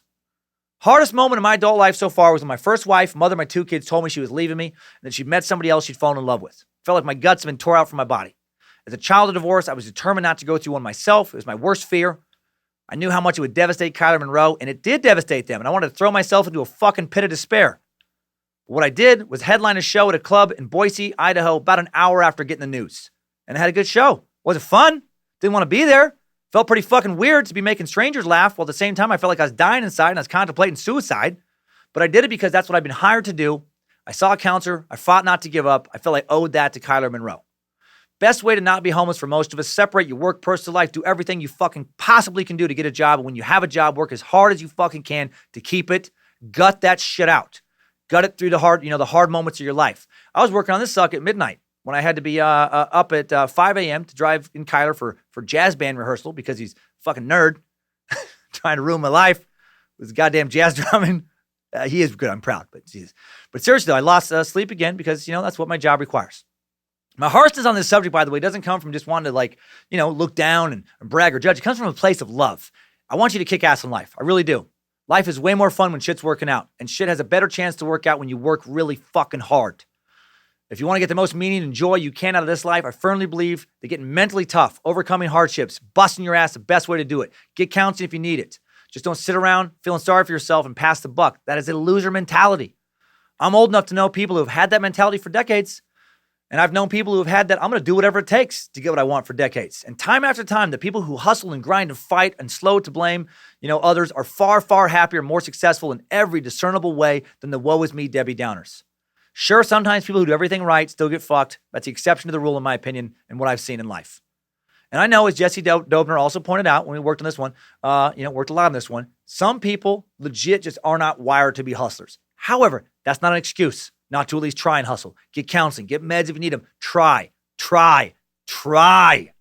If you're not given life, your everything, why the fuck should anyone feel sorry for you? And if you want to say, oh, it must be nice telling us how to live from your place of white male privilege, that's a popular thing that people like to throw around now. Fine. You know what? You're the one who's going to fucking lose if you don't do this. It's your life. You want to spend it complaining and talking about how unfair it is, All right, do that if you want to. Let me know how far that gets you. Overall, not going to work out well. That old cliche of attitude is everything really seems to have a lot of truth in it. Hail fucking Nimrod. Stepping down off my soapbox in 3, 2, 1. Okay. We talked about a lot. We talked a lot about, causes and reasons so far, but what about solutions? There are a lot of ideas out there regarding how we should try and curb homelessness. One of the major questions is, why can't we just make more affordable housing? First off, ironically, very costly to build low-income apartments and houses in a lot of urban areas where land is pretty pricey. There are federal low-income housing tax credits that can help certain developers build 100% affordable housing, but developers compete for those tax credits, and there aren't enough to help build affordable housing for all the people who need it, much less for those who don't have homes in the first place. Another important possible solution is called Housing First. I mentioned this when I talked about this month's charity. I really like this. Housing First, this idea first bounced around in the late 80s, early 90s. Then it became supported by HUD, the United States Department of Housing and Urban Development shortly thereafter. The idea with Housing First is that the first priority, unlike many other solutions, is not to change someone's nature or give them, or even their economic situation, but to build homes and get them in those homes. It's such a basic human need to have a shelter of one's own. Housing First is a program that places individuals in community housing instead of shelters, along with support such as intensive case management. Research indicates that in follow-up studies, individuals who receive Housing First were more likely to end up in permanent housing situations compared to other groups, such as those with case management alone. In a study of veterans with mental illness, those who received vouchers for Housing Plus case management had much better housing incomes than those with just case management or outreach work, and the voucher program was also more cost-effective for taxpayers overall than other programs. Why is temporary housing such an important step towards getting permanent housing? Well, maybe because, partly it just keeps people away from vices that might be contributing to keeping them homeless. Like if you're no longer sleeping next to somebody smoking crack or shooting up heroin or snorting meth, you're probably going to be a little bit less likely to do it yourself. I do think that's kind of a common sense thing. Like I compare it to how Lindsay and I do health-wise. We have a bunch of candy in the house compared to when we don't. Essentially, if it's easily accessible, I eat a lot more of it. Sometimes it really is that simple. Like people want to ask me, like, how have you lost weight lately? I've actually been working out the least amount of my entire adult life. I've been losing weight because Lindsay is fucking torturing me, basically. She throws away treats I have in the office. And she's thrown away all of our treats at home. And she knows that I just won't take the time, I won't take the initiative to go get it myself if it's not readily available. Like literally, that alone. That's it. And she fucking guilts the shit out of me about the road. She checks in with me. What do you have to eat today? She doesn't care about, she's just, but it works. If you're not around, certain influences, it's, you're gonna have a better outcome. It's like, I remember my mom being really hard on who I hung around with as a kid. And I appreciate that now. Who you choose to spend time with is important. You have a lot of toxic influences around in your life. You're gonna make a lot more toxic choices. So how does this Housing First work? Well, the homeless are given permanent housing on a normal lease that can range from a self-contained apartment to a housing block with round-the-clock support. Tenants pay rent, are entitled to receive housing benefits. Depending on their income, they may contribute to the cost of the support services they receive. The rest is covered by local government. This is especially important because shelters can be violent or otherwise unsustainable housing. There were 826 violent incidents in New York City homeless shelters last year, according to the New York Daily News. This includes sexual assault and domestic violence. Places where Housing First has worked particularly well are in Finland and Scotland, and its effectiveness is currently being determined here in the United States and in Canada.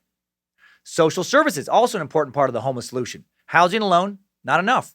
In the above model, housing is the essential thing provided, but if they don't get social support, then you just have a welfare state where taxpayers are supporting those living in subsidized housing. That's why social services are also essential. And we need to make these social services more accessible. Many of today's homeless unable to navigate the maze of complicated programs and procedures intended to help them.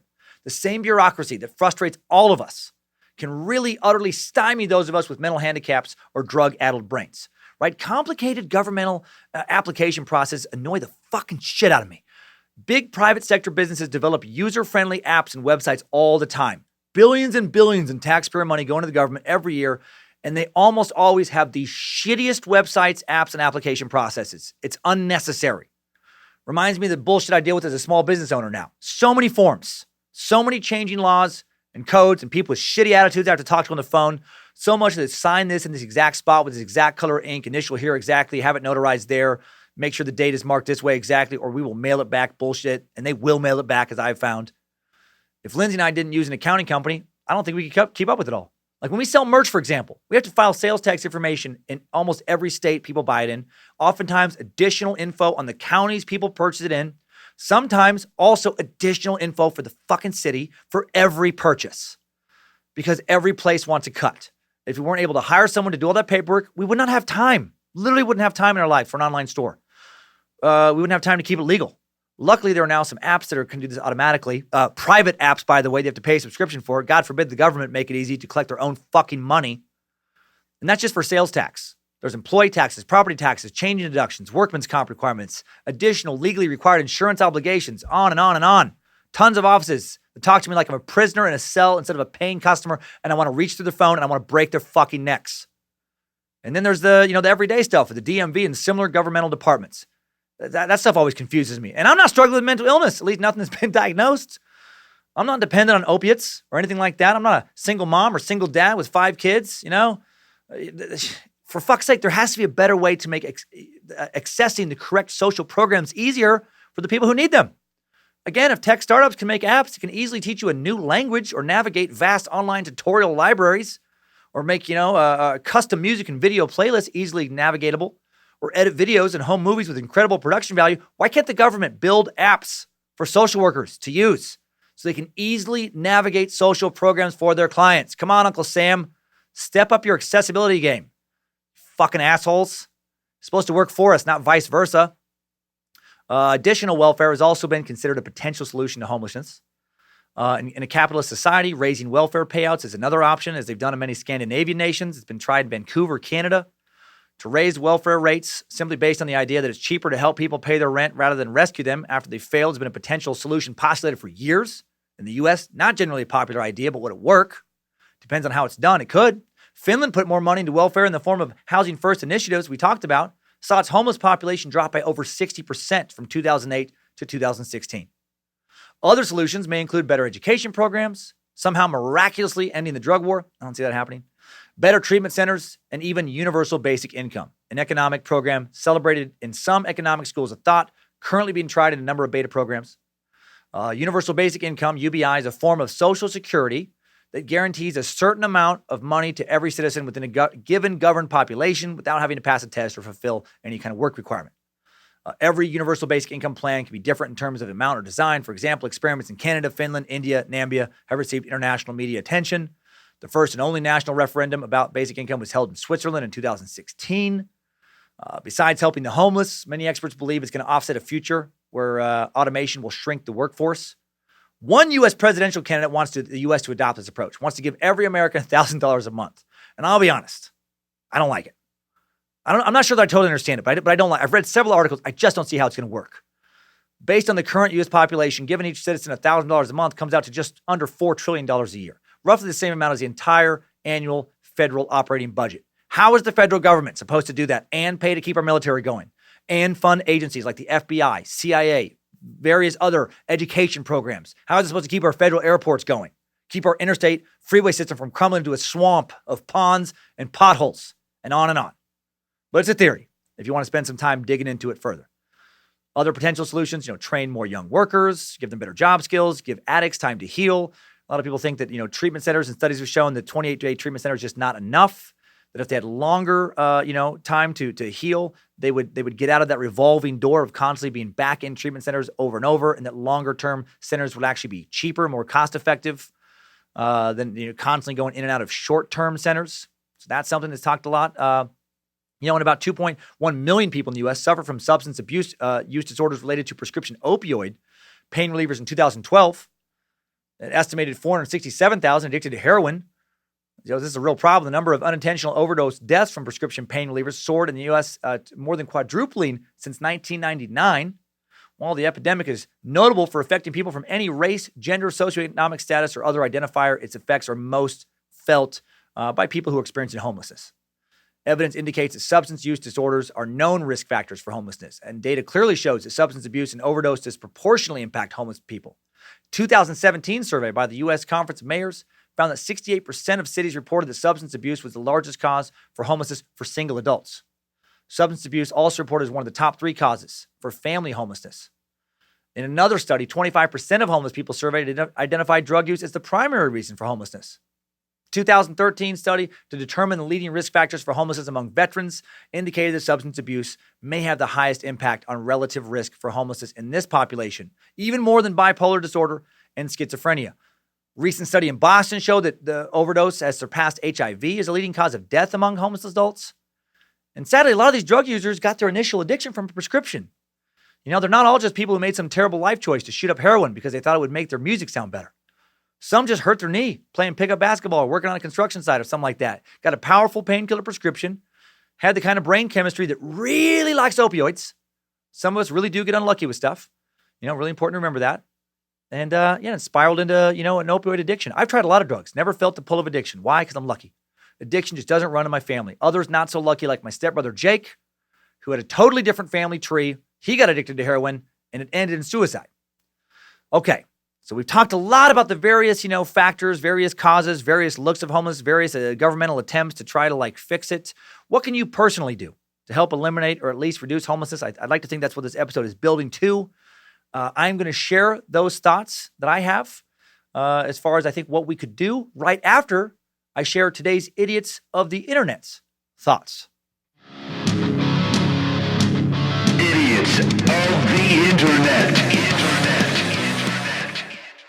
Today, we head to a message board website called Straight Dope for our idiot segment. Checking out a little thread with a variety of thoughts on the homeless. Some of them are terrible, as I'm sure you're not surprised. The first one is shared by Dan Blather. I think Blather might be asshole in some other language. Not totally sure. Dan writes, I hate the homeless. I know since I'm on the left, I'm supposed to think that the homeless are just down in their luck, but I fucking hate them. Well, tell us how you really feel, Dan. Don't hold back. Dan continues with, the bus I took this morning stunk of vomit. Someone shit in our store doorway during the day for the fourth time in 3 weeks. The mess, the stink, constantly being harassed for money, having customers afraid to come downtown. I'm sick of shoppers, workers, and residents being inconvenienced by people who give nothing back to society. The crazies need to be forced to take their meds, the drunks need to sober up, and the young people with their fucking dogs can go back to whatever city they hitchhiked here from. Oh, and you church-based charities providing free food, go set up shop in the suburbs someplace rather than the middle of the historic section of town. Businesses pay an extra tax for the privilege of being downtown. Why do they have to put up with the dregs of society? Okay, more after the edit. Our free public transportation zone may have to be scrapped because the homeless ride it all day to keep out of the rain. We can't have public toilets because hookers use them to turn tricks, addicts use them to shoot up, and dealers use them for bazaars.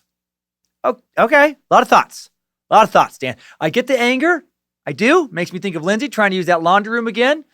I think of the piles of human shit that were all over the sidewalk near my West LA apartment, an apartment that cost far more every month than my mortgage in Idaho does now. But fuck them all. I don't think that attitude's going to work here. I don't think that's the right approach. But again, Dan's venting. Maybe it's just an angry moment. Maybe he's not an asshole all of the time. He sounds like he's been dealing with some frustrations for quite some time.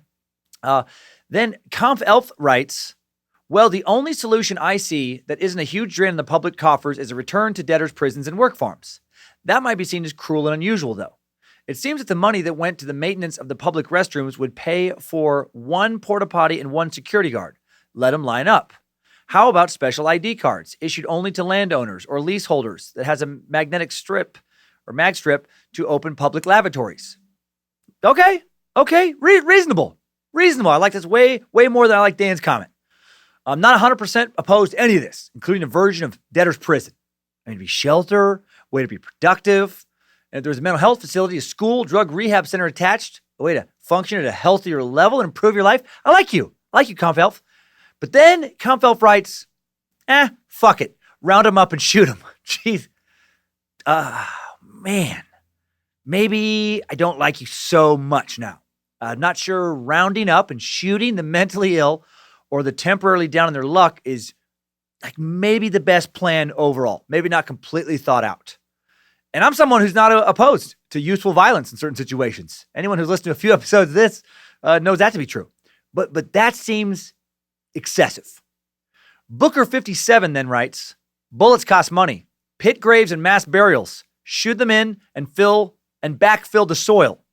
Why, yes, I've had problems with the homeless before. Thanks for asking. Jesus Christ.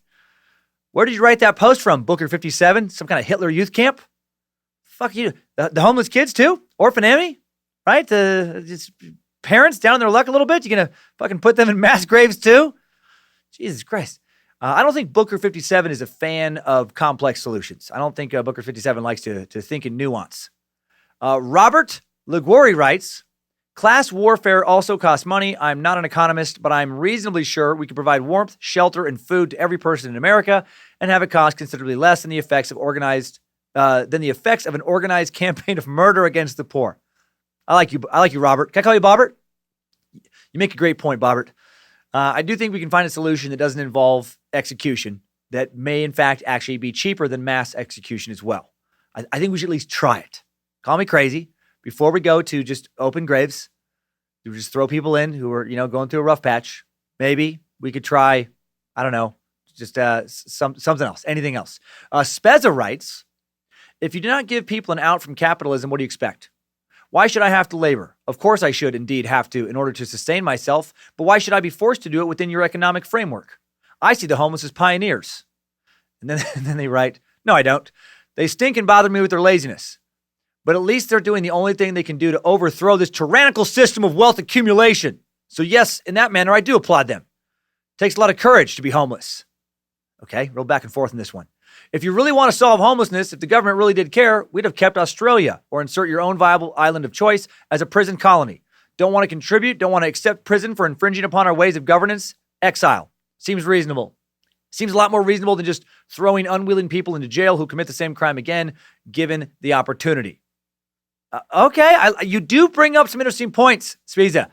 I think it's a little too simplistic again. Maybe not all of them are lazy, as we've learned today. Many of them severely psychologically damaged or just don't have economically valued skill sets or support groups, thinking that they're all just lazy, convenient thinking. But I like that you're throwing out some options. I like that better than the throw them in mass graves. Dan Blatter doesn't like it. Dan Blatter doesn't care for where this thread is heading. He pipes back in with, making this into a class thing is disingenuous. The poor, more than anyone, need good public facilities, libraries, parks, public transportation, and public toilets. The problem is that all of these are endangered when you let drunks, addicts, criminals, and teenage hobby homeless run amok. Okay, again, presentation a little harsh, but you know what? I like you again, Dan. You do bring up a great point. Who does homelessness hurt the most other than the homeless themselves? Arguably, the working poor who live in the same neighborhoods and are trying to use the same services. So I do think that is something to think about that I had not thought about before. I got to say, this Idiot to the Internet is giving me a lot of new things to think about. A lot more than I thought it would. A lot more than I thought would come from this. Cheswick Sense does not give me anything good to think about. They take the easy mental road with their post, just writing, I don't feel one iota of remorse for these people. In my eyes, it's impossible to be poor in America. These guys can't get welfare checks, food stamps. They can't get a Pell Grant to go to school. The only way to be poor is to be drugged up, drunk, or crazy. It's kind of a fucking shitty view of the mentally ill. Well, if you don't want to be fucking homeless, then don't be crazy. You lunatic son of a bitch. It's that simple. You're in America. Stop being crazy. Stop being a drunk, crazy addict, and then you can have a fucking Pell Grant. I don't think there's anything to be learned from Cheswick Sense's commentary, other than maybe just a reminder that I think a lot of people think that way. Don't fight the hypothetical goes even harder in the same direction. Posting, take a stroll through downtown Santa Cruz sometimes. These people are homeless because they are lazy. It's ridiculous to allow people to behave that way in a civilized community. I think we're supposed to write, they piss and shit in the streets. They vomit. They're drunks. Aggressive panhandling, lack of public toilets, fuck them. A lot of anger in this one too. I like the argument that they're shitting in the street because they're lazy. If you're shitting in the street, I don't think you're doing so primarily out of laziness. I think you have a lot more going on than just a lack of work ethic. If you're just regularly taking dumps just in the street or on the side of the road. I ain't got time to walk to a bathroom. I had time to wipe my ass. I would rather have a painful rash and a raw butthole than walk a few feet to a public restroom. I am very mentally healthy. I have no drug dependency issues. I just don't feel like working for my shits. Right? Just good old-fashioned laziness. That's why I throw up in the streets too. If I had a little more work ethic, I'd save my pukes for a garbage can. I think you see how absurd that logic is. Someone's just puking, shitting out in the streets. They're not doing so because they didn't feel like walking a little further. They're doing so because they're fucking at the end of they're in such a shitty place in their life, struggling with so many things. I mean, I still get it that it's fucking annoying because I've lived in neighborhoods when there's plenty of human shit on the sidewalk. It's still not fun. Still got to do something about it, but it's not like they're it's too lazy to take a shit in a normal place. User Zofia adds, can't get enough to eat because this is bullshit. There are enough soup kitchens and food banks in every city I've ever been. Anybody willing to take the charity is not going hungry. Unfortunately, you can't get a fifth of whiskey at First Baptist free lunch. A lot of these guys get checks every month. Pension, welfare, disability, VA, whatever. The library is like a tomb at the first of the month because they hole up in a cheap hotel and drink until the check runs out. Okay, I do hear you, Sophia. Some of them do have the money to get things going. This makes me consider work camps again for certain cases. I'm going to talk about this later. Work camps with drug treatment centers. You get arrested so many times in a month for public intoxication, vagrancy stuff. Maybe off to some kind of detox camp. Maybe a little work camp you go. Finally, we hear from Cubs fan who seems just to be a terrible fucking human being. Cubs fan doesn't think that this is a problem any of us should have to fix, that we need to deal with. He heartlessly writes, or she, I guess I don't know the gender, fuck that. Just in response to the thread in general. Just fuck that. That's a strong opening. You're telling me that if I don't like what someone is doing, it's my responsibility to provide them with something else to do? If someone robs a bank because they couldn't find a job, is it my fault because I didn't give him money to find a job? Guess what? You're not a fucking dog. You know where to shit. Find a fucking bucket or something if it's that dire. But don't shit in the doorway to my business, you filthy fucker. This has clearly been happening to this guy a lot. The guys that run all over the intersections begging for money from stopped cars are great examples of this. These fucking people, all caps, can get jobs. Washing dishes, mowing lawns, shoveling shit, whatever menial labor task you want to put here. They choose not to. They don't want to. I love that argument. They don't want to. So they spend their days approaching uncomfortable people trapped at stoplights to beg for their money instead. Don't come in here and tell me all the ways they can't get those jobs because the fact of the matter is they can, but they don't want to. I wish I could hold their heads down on the sidewalk and curb stomp every one of those motherfuckers and then stick my rock hard dick in their asses until there was nothing left of their body but a pile of fucking blood and laziness. I wish I could take their fucking babies, punt them through fucking field goal posts, and then stomp them to death. Then find anyone who ever gave them. No, I'm going off a little. That's what I imagine them wanting to type. They stopped it. They can't, but they don't want to. Not helping, Cubs fan. I work hard too. I've always worked multiple jobs. If you wanted to insult me, the worst thing you could say is that I'm lazy. Take pride in my work ethic, but I still don't think this is a laziness issue. A little more complicated than that. Cubs fan truly just posted an idiots of the internet comment here. However, this little section did give me, I think, the best idea I can think of how we might be able to solve part of the homeless problem. So very thankful for today's idiots of the internet. Idiots of the internet. Okay, so how do we help eradicate homelessness? After immersing myself in this topic, of all the ideas I've heard that are currently being tried out, I do like the concept of housing first the best. That's why we're donating to an organization that supports that concept. You know, remove someone from a lot of the toxic influences and immediately give them something to feel good about, a place to call their home, give them something to fight for as they also get needed social services and drug rehab if necessary. And also, for certain chronic homeless drug users who seem very resistant to rehab, for certain people who maybe really are lazy and just don't want to work. I mean, I know there's got to be some percentage of that in the homeless population. I do have a crazy idea taken from idiots of the internet. And maybe I'm an idiot for thinking it. But what about trying to introduce a new form of labor camp? Not a gulag, not a North Korean labor or re-education camp, not exactly a debtor's prison, but close. What if you were convicted of certain crimes, you had to work in a camp/prison that made something that was profitable? Is that possible? Some kind of special camp with a drug rehab facility attached with mental health treatment available. And you have to go work at a factory or something of that ilk to make something both useful and profitable. You know, you get arrested for vagrancy and public intoxication like X amount of times in a certain time period. And you're sentenced not to prison, where you're just going to add to the national tax burden, but to a center where you are essentially forced to learn a trade and work a trade. Don't want to work 8 hours a day? Solitary confinement then, with no books, no television, nothing. Work or be punished. Be given strong incentive to want to try and contribute.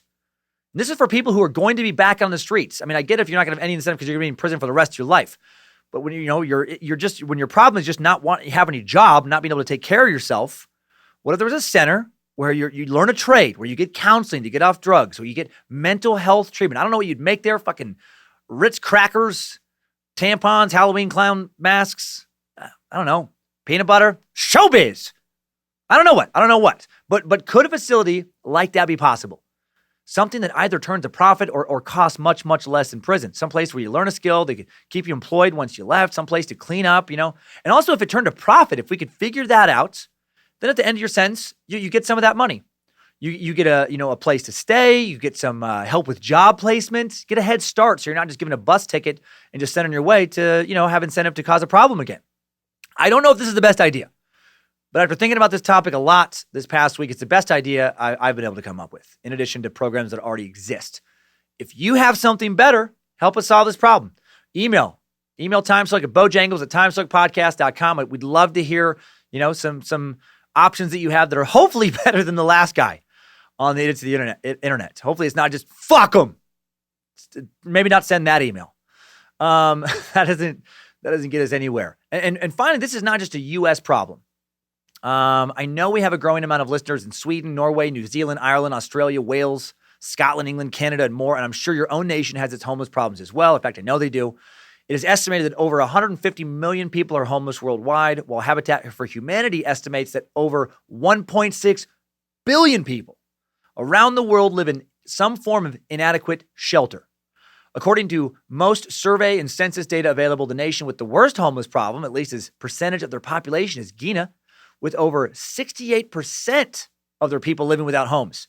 Grenada second with 56%, Haiti third with 23%, Egypt fourth with 18%, Nigeria fifth with almost 17%.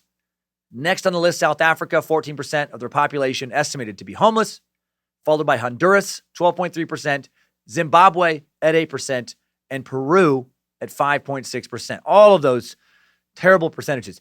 Poland, if you count people who are primarily of Polish descent, Poland has 100% homeless percentage. But it's kind of like, there's an asterisk though, because, they're not humans. They're kind of like a monster, humanish thing. And any place that allows a Polish, quote unquote person, to sleep inside of it can't actually be called a human home. It turns into a cave of some sort, or maybe like a goblin burrow or a sin bunker. That's why my wife, Lindsay, she sleeps in the tree fort at night. I haven't talked about that before in the show, but there's no fucking way she's going to sleep in the house. Why don't I let fucking gremlins in? Why don't I just have a bunch of dogs just run around shitting all over the place? But enough about monsters. Let's just talk about humans. And that's, of course, an inside joke, new listeners. Save your emails. As far as the sheer numbers of homeless goes, Nigeria leads the way with over 24 million total people lacking when it comes to housing. South Africa's second with 7 million people. Russia is third with 5 million. I'm guessing some of them in Siberia, a fair amount. Indonesia is fourth with over 3 million people being homeless. China fifth at over 2.5 million. The United States, ranks 12th on the list with over 550,000 people experiencing homeless at any given time, right behind Germany, that has over 800,000 homeless as of 2016. Okay, we covered a lot of ground today. Let's recap and also learn something new with today's top 5 takeaways. Timesuck Top 5 Takeaways. Number 1, some good news for the first takeaway is that homelessness overall has decreased over the past decade, starting to rise again recently, but still down overall. Overall in the United States, the number and ratio of people experiencing homelessness has dropped. That is nice to see that is possible, but the problem still persists. Number 2, another takeaway is that all of the solutions we looked at, not one by themselves will probably be the answer. Not even my work camp idea, which I'm guessing may get shut down quickly. With over 150 million homeless in the world and over 1.6 billion not doing great, no one solution will likely fix this problem, especially with such high varieties of issues from nation to nation. So again, send in some thoughts better than, fuck them. Number 3, mental illness. It's not just laziness that sends people to the streets. Several estimates indicate that between 20 to 50% of homeless adults have severe mental illness, which in turn is associated with adverse outcomes in terms of housing, involvement in the criminal justice system, substance abuse, and morbidity. For the mentally ill, homelessness is a recipe for disaster. It is obvious that over the years, we as a people will have to become more understanding and better at treating mental illness. Number 4, some kind of good news I didn't emphasize enough. It is important to frame this topic correctly. Humans have been impoverished for 99.99% of the time we've existed. Open markets, private property, basically brand new to the overall human experience. And like with anything new, we're still trying to figure out. To be homeless in America, while incredibly tragic, It's also to be amongst the richest poor people in the history of the world. And I know that sounds awful, but when you factor in the amount of services, caloric intake, lifespans of America's homeless, it is safe to say that being homeless in the U.S. better than almost anywhere on earth, certainly better than being homeless almost any other time on earth. Also, to be homeless just pretty much any place in the world, you're still living better, or at least as well as 99.9% of humans have lived, just as recently as like 5,000 years ago. Really a couple thousand years ago in just most parts of the world. That's not to say that there isn't massive amounts of work to still be done, nor is it meant to diminish anyone's experiences at all. But in general, to be homeless now is to live well compared to most of humanity's existence. Just trying to throw that in there to make all of this a little less sad. Those guys jerking off on Wilshire, I gotta say, they didn't seem emaciated. They, and they did seem to be having a pretty good time. Final takeaway, something I just touched on at the end, volunteering. A lot can be, actually, I think I forgot to touch on it at the end. I'm touching on it now. A lot can be accomplished by a few people with a good idea. For example, in Spokane, Washington, just a few miles from the Suck Dungeon, there are two people who have made massive impacts on the lives of Spokane's homeless.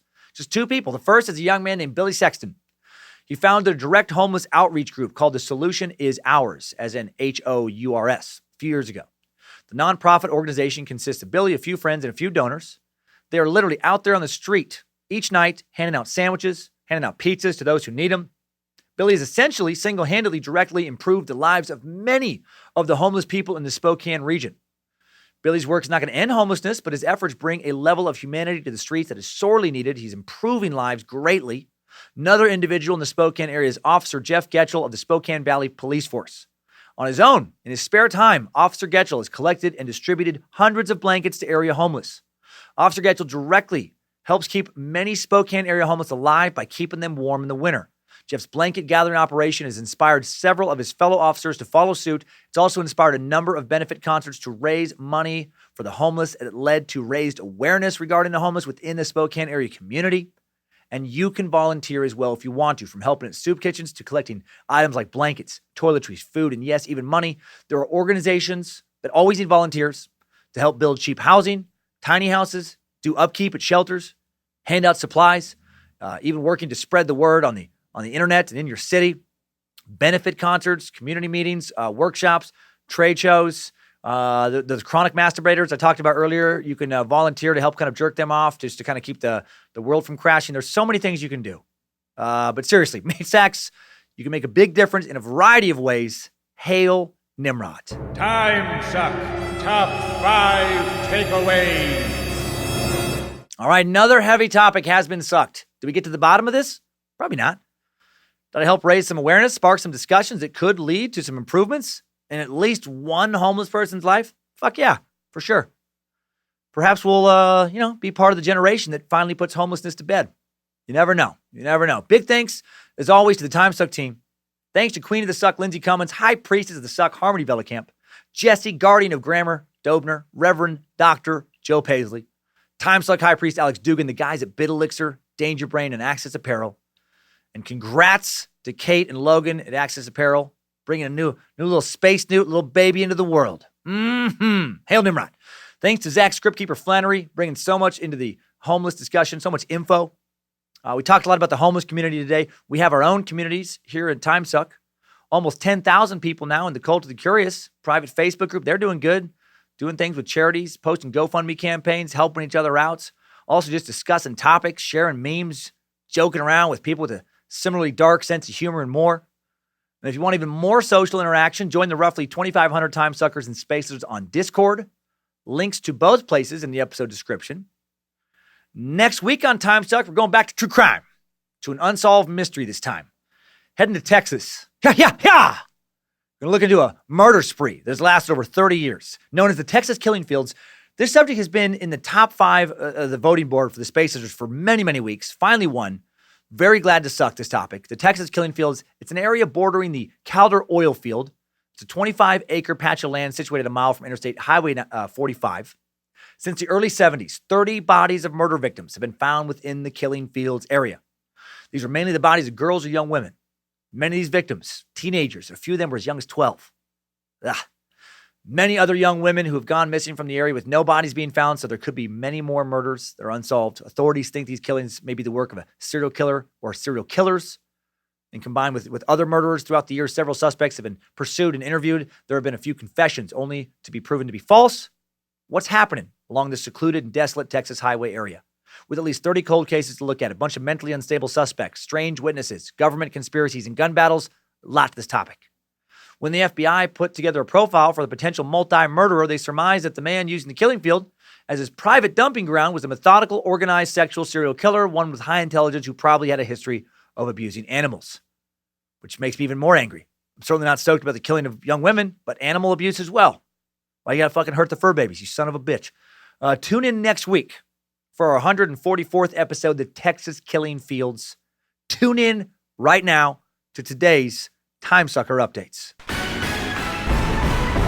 Updates? Get your Timesucker updates. Let's start off with some Idaho love from Joe Davitt, Idahoan and Timesucker. Joe writes, Dear patron saint of Mushmouth, just want to take the time to let you know I appreciate you and the Timesuck team. Born and raised in Coeur d'Alene, it's about time someone showed the world we're not just a bunch of potato-humping dipshits, semper sucking. Thanks, Joe. You know, I love this because it is part of my motivation to do a good job here. The stereotype about Idaho definitely seems to be that the majority of us are just a bunch of idiotic, hillbilly, country, fucking bumpkins. Try my best to not add to that stereotype. That's, you know, a lot of cool folks in Idaho as well. Next up, Scott Socks is one of the many Timesuckers who educated me on the difference between poisonous and venomous. A lot of emails. Scott writes, Lord of all that sucks. Listening to the Darwin Suck, and you were talking about poisonous snakes. This is something that has been a pet peeve of mine. Snakes are not poisonous. They are either venomous or non-venomous. They are not toxic to the touch. They do not produce poison. They produce venom. Ergo, they are venomous. I hear this constantly and I cringe every time. As for why someone would keep them, I have a friend that has numerous species of venomous snakes, including a pair of black mambas. He has handled venomous snakes for 20 plus years. He milks the venom to sell to pharmaceutical and research companies. The dried venom is used to produce anti-venom and in all kinds of research. He has the utmost respect for his animals and has purposely positioned himself close enough to the nearest hospital so that if he were to be bitten by any of his snakes, he has enough time to reach the hospital for treatment. With the exception of the black mamba, you virtually need to be right next door to survive that. Anyway, love the suck, but just had to throw a little knowledge out there for you and many other folks that make the same mistake. Scott in South Carolina. Thank you for that info, Scott, and thanks for giving me an example of why someone would raise poisonous snakes outside of them just being a deranged hillbilly lunatic. Would have never thought of producing anti-venom, which I didn't even know was a word prior to your message. I thought you just misspelled anti-venom, which in fact is not properly a word itself, even though it's used a lot. It's mentioned next to anti-venom in the dictionary. The proper term for an anti-serum containing antibodies against specific poisons, especially those in the venom of snakes, spiders, and scorpions, is actually anti-venom. Or anti-venom. Yeah, didn't. I learned a couple things new there. Thank you. Next up, that guy Dobbs sent an email saying that the main message I'm trying to spread, which is increase your critical thinking skills, is the same message as at least one college professor of his. And that makes this non-doctorate having Idaho mushmouth motherfucker feel pretty good. Dobbs writes, Dear Honorable Sir Dr. Reverend Esquire, Professor, Chancellor, Grand President, Lord Majesty, Highness, Holiness, Rabbi, Excellency, the suckest of them all. Whew! It's a mouthful. I've been listening to your stand-up on Pandora for years now, and you've essentially been up there with the best dark humor stand-ups ever, like your favorite, George Carlin, rest in peace, and that crazy son of a bitch, Doug stand-up. Thank you. That's high praise. Anyways, after finding out about Timesuck through Pandora, I started listening a few months ago. Now I'm completely caught up, and I'm fiending for more like Charlie Sheen, like a Charlie Sheen Lucifina worshiper. Oh, good. Yeah. Charlie Sheen would love Lucifina. Back to the point, though. I have been noticing all of the PSAs for critical thinking skills, and you've been slipping into our Timesuck drinks. And after hearing your TED Talk and doing some people watching, I'm completely on board with the fear of idiocracy. Now to make sense of all this wackadoodleness, I'm writing you. I'm a finance major at the University of North Georgia. I've just started taking my summer semester class, which is the legal environment of business. Sounds hard, actually. With all this critical thinking, positive propaganda you've been forcefully shoving into my tight virgin brain, I was pleasantly surprised to find out that the doctor of law professor chosen to teach my class said that, quote, without a doubt, that we will all forget most of the things we learn in this class, but, and then she said, I want more than anything for each and every one of you to walk away from my teaching having a greater knowledge of critical thinking, because that will continue to help you throughout your life and career. Also, if you're still reading this long-winded book I've written, you just know that I want to become a patron in a space lizard and get those secret sucks going. But since I have bills and school, it just isn't feasible for me at the moment. But Nimrod knows I want to swim around in this glorious ball sack as soon as I get the chance. Praise Triple M. Hail Lucifina. Good boy Bojangles. That guy Dobbs. Well, thank you, Dobbs. Keep kicking ass at school and keep critically thinking. Absolutely. Hail Nimrod. Next up is a Casey Anthony update from Phil Foster that will make you even less likely to be her BFF. Phil wrote, just when you think you couldn't hate her more. And then he included a link to a new movie Casey is helping make about her life around the time of her daughter's death. The daughter, Kaylee, I think she killed. Anthony, now 33, recently told the Daily News that she is already working on the flick. It's called As I Was Told, with first-time filmmakers in Kill Devil Hills, North Carolina. She expects the film to be finished next year. The movie is called As I Was Told because I done what I was told I had to do. I had to put on a fake persona throughout those 31 days, she told the Daily Mail.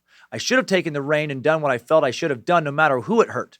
My life was in others' hands from beginning to end. So clearly, I talked about this on the Secret Suck, she has taken no responsibility for at least being partly responsible for her daughter's disappearance and death. This film is going to have sex scenes in addition to her partying after Kaylee's death, leading to her in court getting abused after acquittal. I think it sounds like she's starring in this. And Reverend Dr. Joe Paisley has told me that he will for sure jerk off to those scenes because he's a dirty, dirty boy. I can't wait for film critics to rip her apart for tastelessly exploiting her daughter's death. The Rotten Tomato reviews are going to be epic. Okay, quick shout out request from Anna Jackson. Sorry, most of these, don't get read on the air. Anna asked to relay the following message to diehard sucker and the love of her life. Jackson, happy birthday, pumpkin. May your 31st be as spooky as Halloween all year round. I love you. And then Anna added, keep sucking those sweet topics and forcing random knowledge into my brain that I managed to wow customers at work with. Well, love it, Anna. I hope you that was a good enough little shout out. And hail Nimrod. Now Carrick Ford shares information on a possible future Darwin Award winner he worked with in the past. Carrick writes, Dear Suckmaster Deluxe, I have a future Darwin winner story for you. I just love the concept of a future Darwin Award winner. I'm a brewer at a brewery in Wyoming, and somehow management hired this knuckle dragger for help in the brewing area. I love the term knuckle dragger too. This guy was D-U-M dumb. And let me shed light on why I believe this. This guy was a complete bro. No knock on bros, because I kind of am one. But he is one of those slightly overweight meatheads that always carries around a protein shake tumbler. And anyway, the first main incident was that he was fucking around with a zip tie and zip tied his finger so tight that it turned purple. And I slowly had to cut it off with tin cutters to avoid a work-related incident. Aside from hot glue gun incidents, extremely hot water incidents, and various other hazards he got himself into there was one that stuck out and is why he is now referred to as the toothbrush guy. He told me that he would eventually tell me the real story of how it all happened, but this is how he explained it to me after it all occurred. He just got off work and went to the gym and was brushing his teeth for some fucking reason and was, quote, getting the back teeth. And then he swallowed his toothbrush. A full-size fucking toothbrush. He panicked and went to the hospital where the doctors were dumbfounded and not able to extract the toothbrush, so he was taken in an ambulance to Billings, Montana, to a medical center there. They were able to get the toothbrush out. And the whole time I was receiving Snapchats about his progress, and I screenshot every single one. If you want, I will send you those pictures and even the zip tie incident for proof. This guy never ceases to amaze me. Even after he was let go, he was lying on his resumes about what he did at the brewery to get other jobs, and eventually kind of ran himself out of town, just to give you a sense of who this dude is. We all die one day, but he might not be the one who does from natural causes. Or he may surprise me, but I wanted to share with you that there are human beings out there like this, and that scares me. Love the podcast, and of course your stand-up, and if you ever somehow end up driving through my hometown, beer is on me. Keep on sucking. Carrick. Thank you, Carrick, for that message. Yeah, that's tricky to swallow your whole toothbrush. I'm trying to think of the angle he had to have been at. like looking straight up and just kind of pile driving, like pushing the toothbrush straight down, like a sword swallower, like a carnival sword swallower.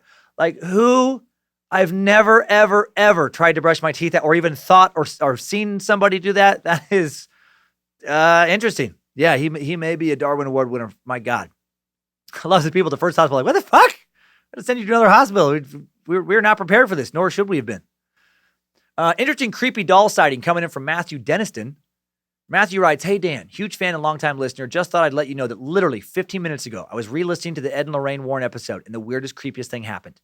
As you were talking about Annabelle, I, along with 19 other numbers I do not know, received a text from another number I do not know of a fucking creepy redheaded doll. I swear to God. Nothing else was sent, and no one responded. I took a pic of the text if you want to see it. Once again, you are the best. I Don't Wake the Bear is one of the funniest specials in the last 10 years. If you respond to this, I'll be more than happy to show you the picture of the group chat. And if I don't respond, it was the fucking doll. Jesus, Matt, please send that pic. Please send it into bojangles@timesuckpodcast.com. We want to know that you're alive. That's super creepy. That'll weird me out for the whole week, for sure. I would be writing back, like, hey, what's going on? Hey, what are you guys doing? What's up with this weird doll? Why am I on some kind of death list? And thanks for the kind words. That's very nice. And finally, an inspirational email from super sucker Yvonne Otter. Yvonne writes, Dear Dan, I'm compelled to write you a heartfelt thank you. Whether you even get this message or not, it would be too dramatic to say that you saved my life, but you certainly helped salvage a chunk of it, and the story will be a go-to for me next time I'm feeling sorry for myself. I was recently traveling through Argentina with my husband. I had gone down to Buenos Aires for a conference and thought it would be fun to rent a camper and tool about the north end of the country. We came across many anticipated and unexpected barriers, language being the least of them. Everything was unfamiliar. There were numerous encounters with the police. Nothing seemed to work as we expected it to. Everything from getting money out of a bank machine to finding a place to camp, find water, find food, power, etc. It is important to note that I am blind. I can operate very well at home and at work under familiar circumstances. In fact, I often forget that I'm disabled. That said, this put an enormous amount of pressure on my husband to have to do just about everything for us both, even flush toilets for me. What the fuck? Why can't they standardize these things? Needless to say, I was feeling pretty useless and my mood started to sink lower and lower with each new challenge. But I at least had the foresight to download a couple dozen Timesuck episodes for our trek across the country. Just when I needed it most, the episode Triumph over Unbelievable Tragedy came on. We were on day 6 of a pretty intense journey. My husband had been doing all of the navigating, cooking, driving, ensuring my comfort as best he could. I was feeling like a useless sack of shit. But when I listened to the episode, I was moved deeply. I had a very cathartic cry and a much-needed attitude adjustment. It's funny because I already know all the lessons the episode had to offer firsthand. I live with a disability every day of my life. Malvika Ayer's words resonate with me, as I, too, did not start living life until I was forced to deal with the fact that I would go blind. And I have. I went back to school, got my master's in psychology, camped in the Amazon, walked the Camino, and have lived as best I can with inner consent. I was in Buenos Aires to present at a World Congress for Existential Analysis. Yes, Viktor Frankl. Love it. For what it's worth, I'd rather be blind than have my limbs blown off or eaten off, and I'm certainly not comparing my situation with theirs. I guess no matter what your fate is, there is ground to stand on and you learn to deal with it. What you are doing is important, and I think it speaks to everyone no matter where they're at. I dare to say that it fills people's souls. At the very least, it touches them and makes them stir ever so slightly. Keep on sucking. I'm truly grateful to y'all in the Suck Dungeon, and my husband, of course. Yeah, sounds like a great dude. Hail Nimrod, Yvonne, P.S. The Timesuck app is accessible to the blind. Oh, that's awesome. Well, thank you so much, Yvonne. The inspiration is reciprocal. I guess I inspired you, and you just inspired the shit out of me, and I'm guessing a lot of other people who are going to hear this. I don't know you, but I love you. What a wonderful soul you seem to have. So glad you found happiness. And yeah, I fucking love Viktor Frankl. Logotherapy. Focus on the future. Find meaning in the life that you do have. So important. Time to your message, I felt like was fitting for this suck too. Work with what you have. Don't feel sorry for yourself and focus on the future. And that's how you're going to live your best life. I hope right now you are feeling far more than helpless. You sound like a borderline superhero badass motherfucker to me. So hail Nimrod, hail Lucifina, and hail you, Yvonne Otter. And that's all for today's Timesucker updates. Thanks, time suckers. I needed that. We all did. Have a great week, everybody. Hope you, just have a good one. Try not to be, out there on the street jerking off in front of traffic. If you're going to do that, at least sit down. And most importantly, keep on sucking.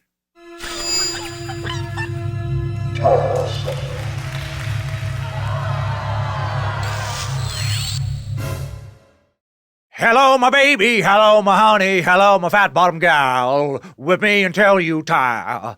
Baby, my monkey's on fire. If you refuse me, won't go abuse me, I'll cook up your skin and bones. Oh, baby, peanut butter is what gives daddy mounts.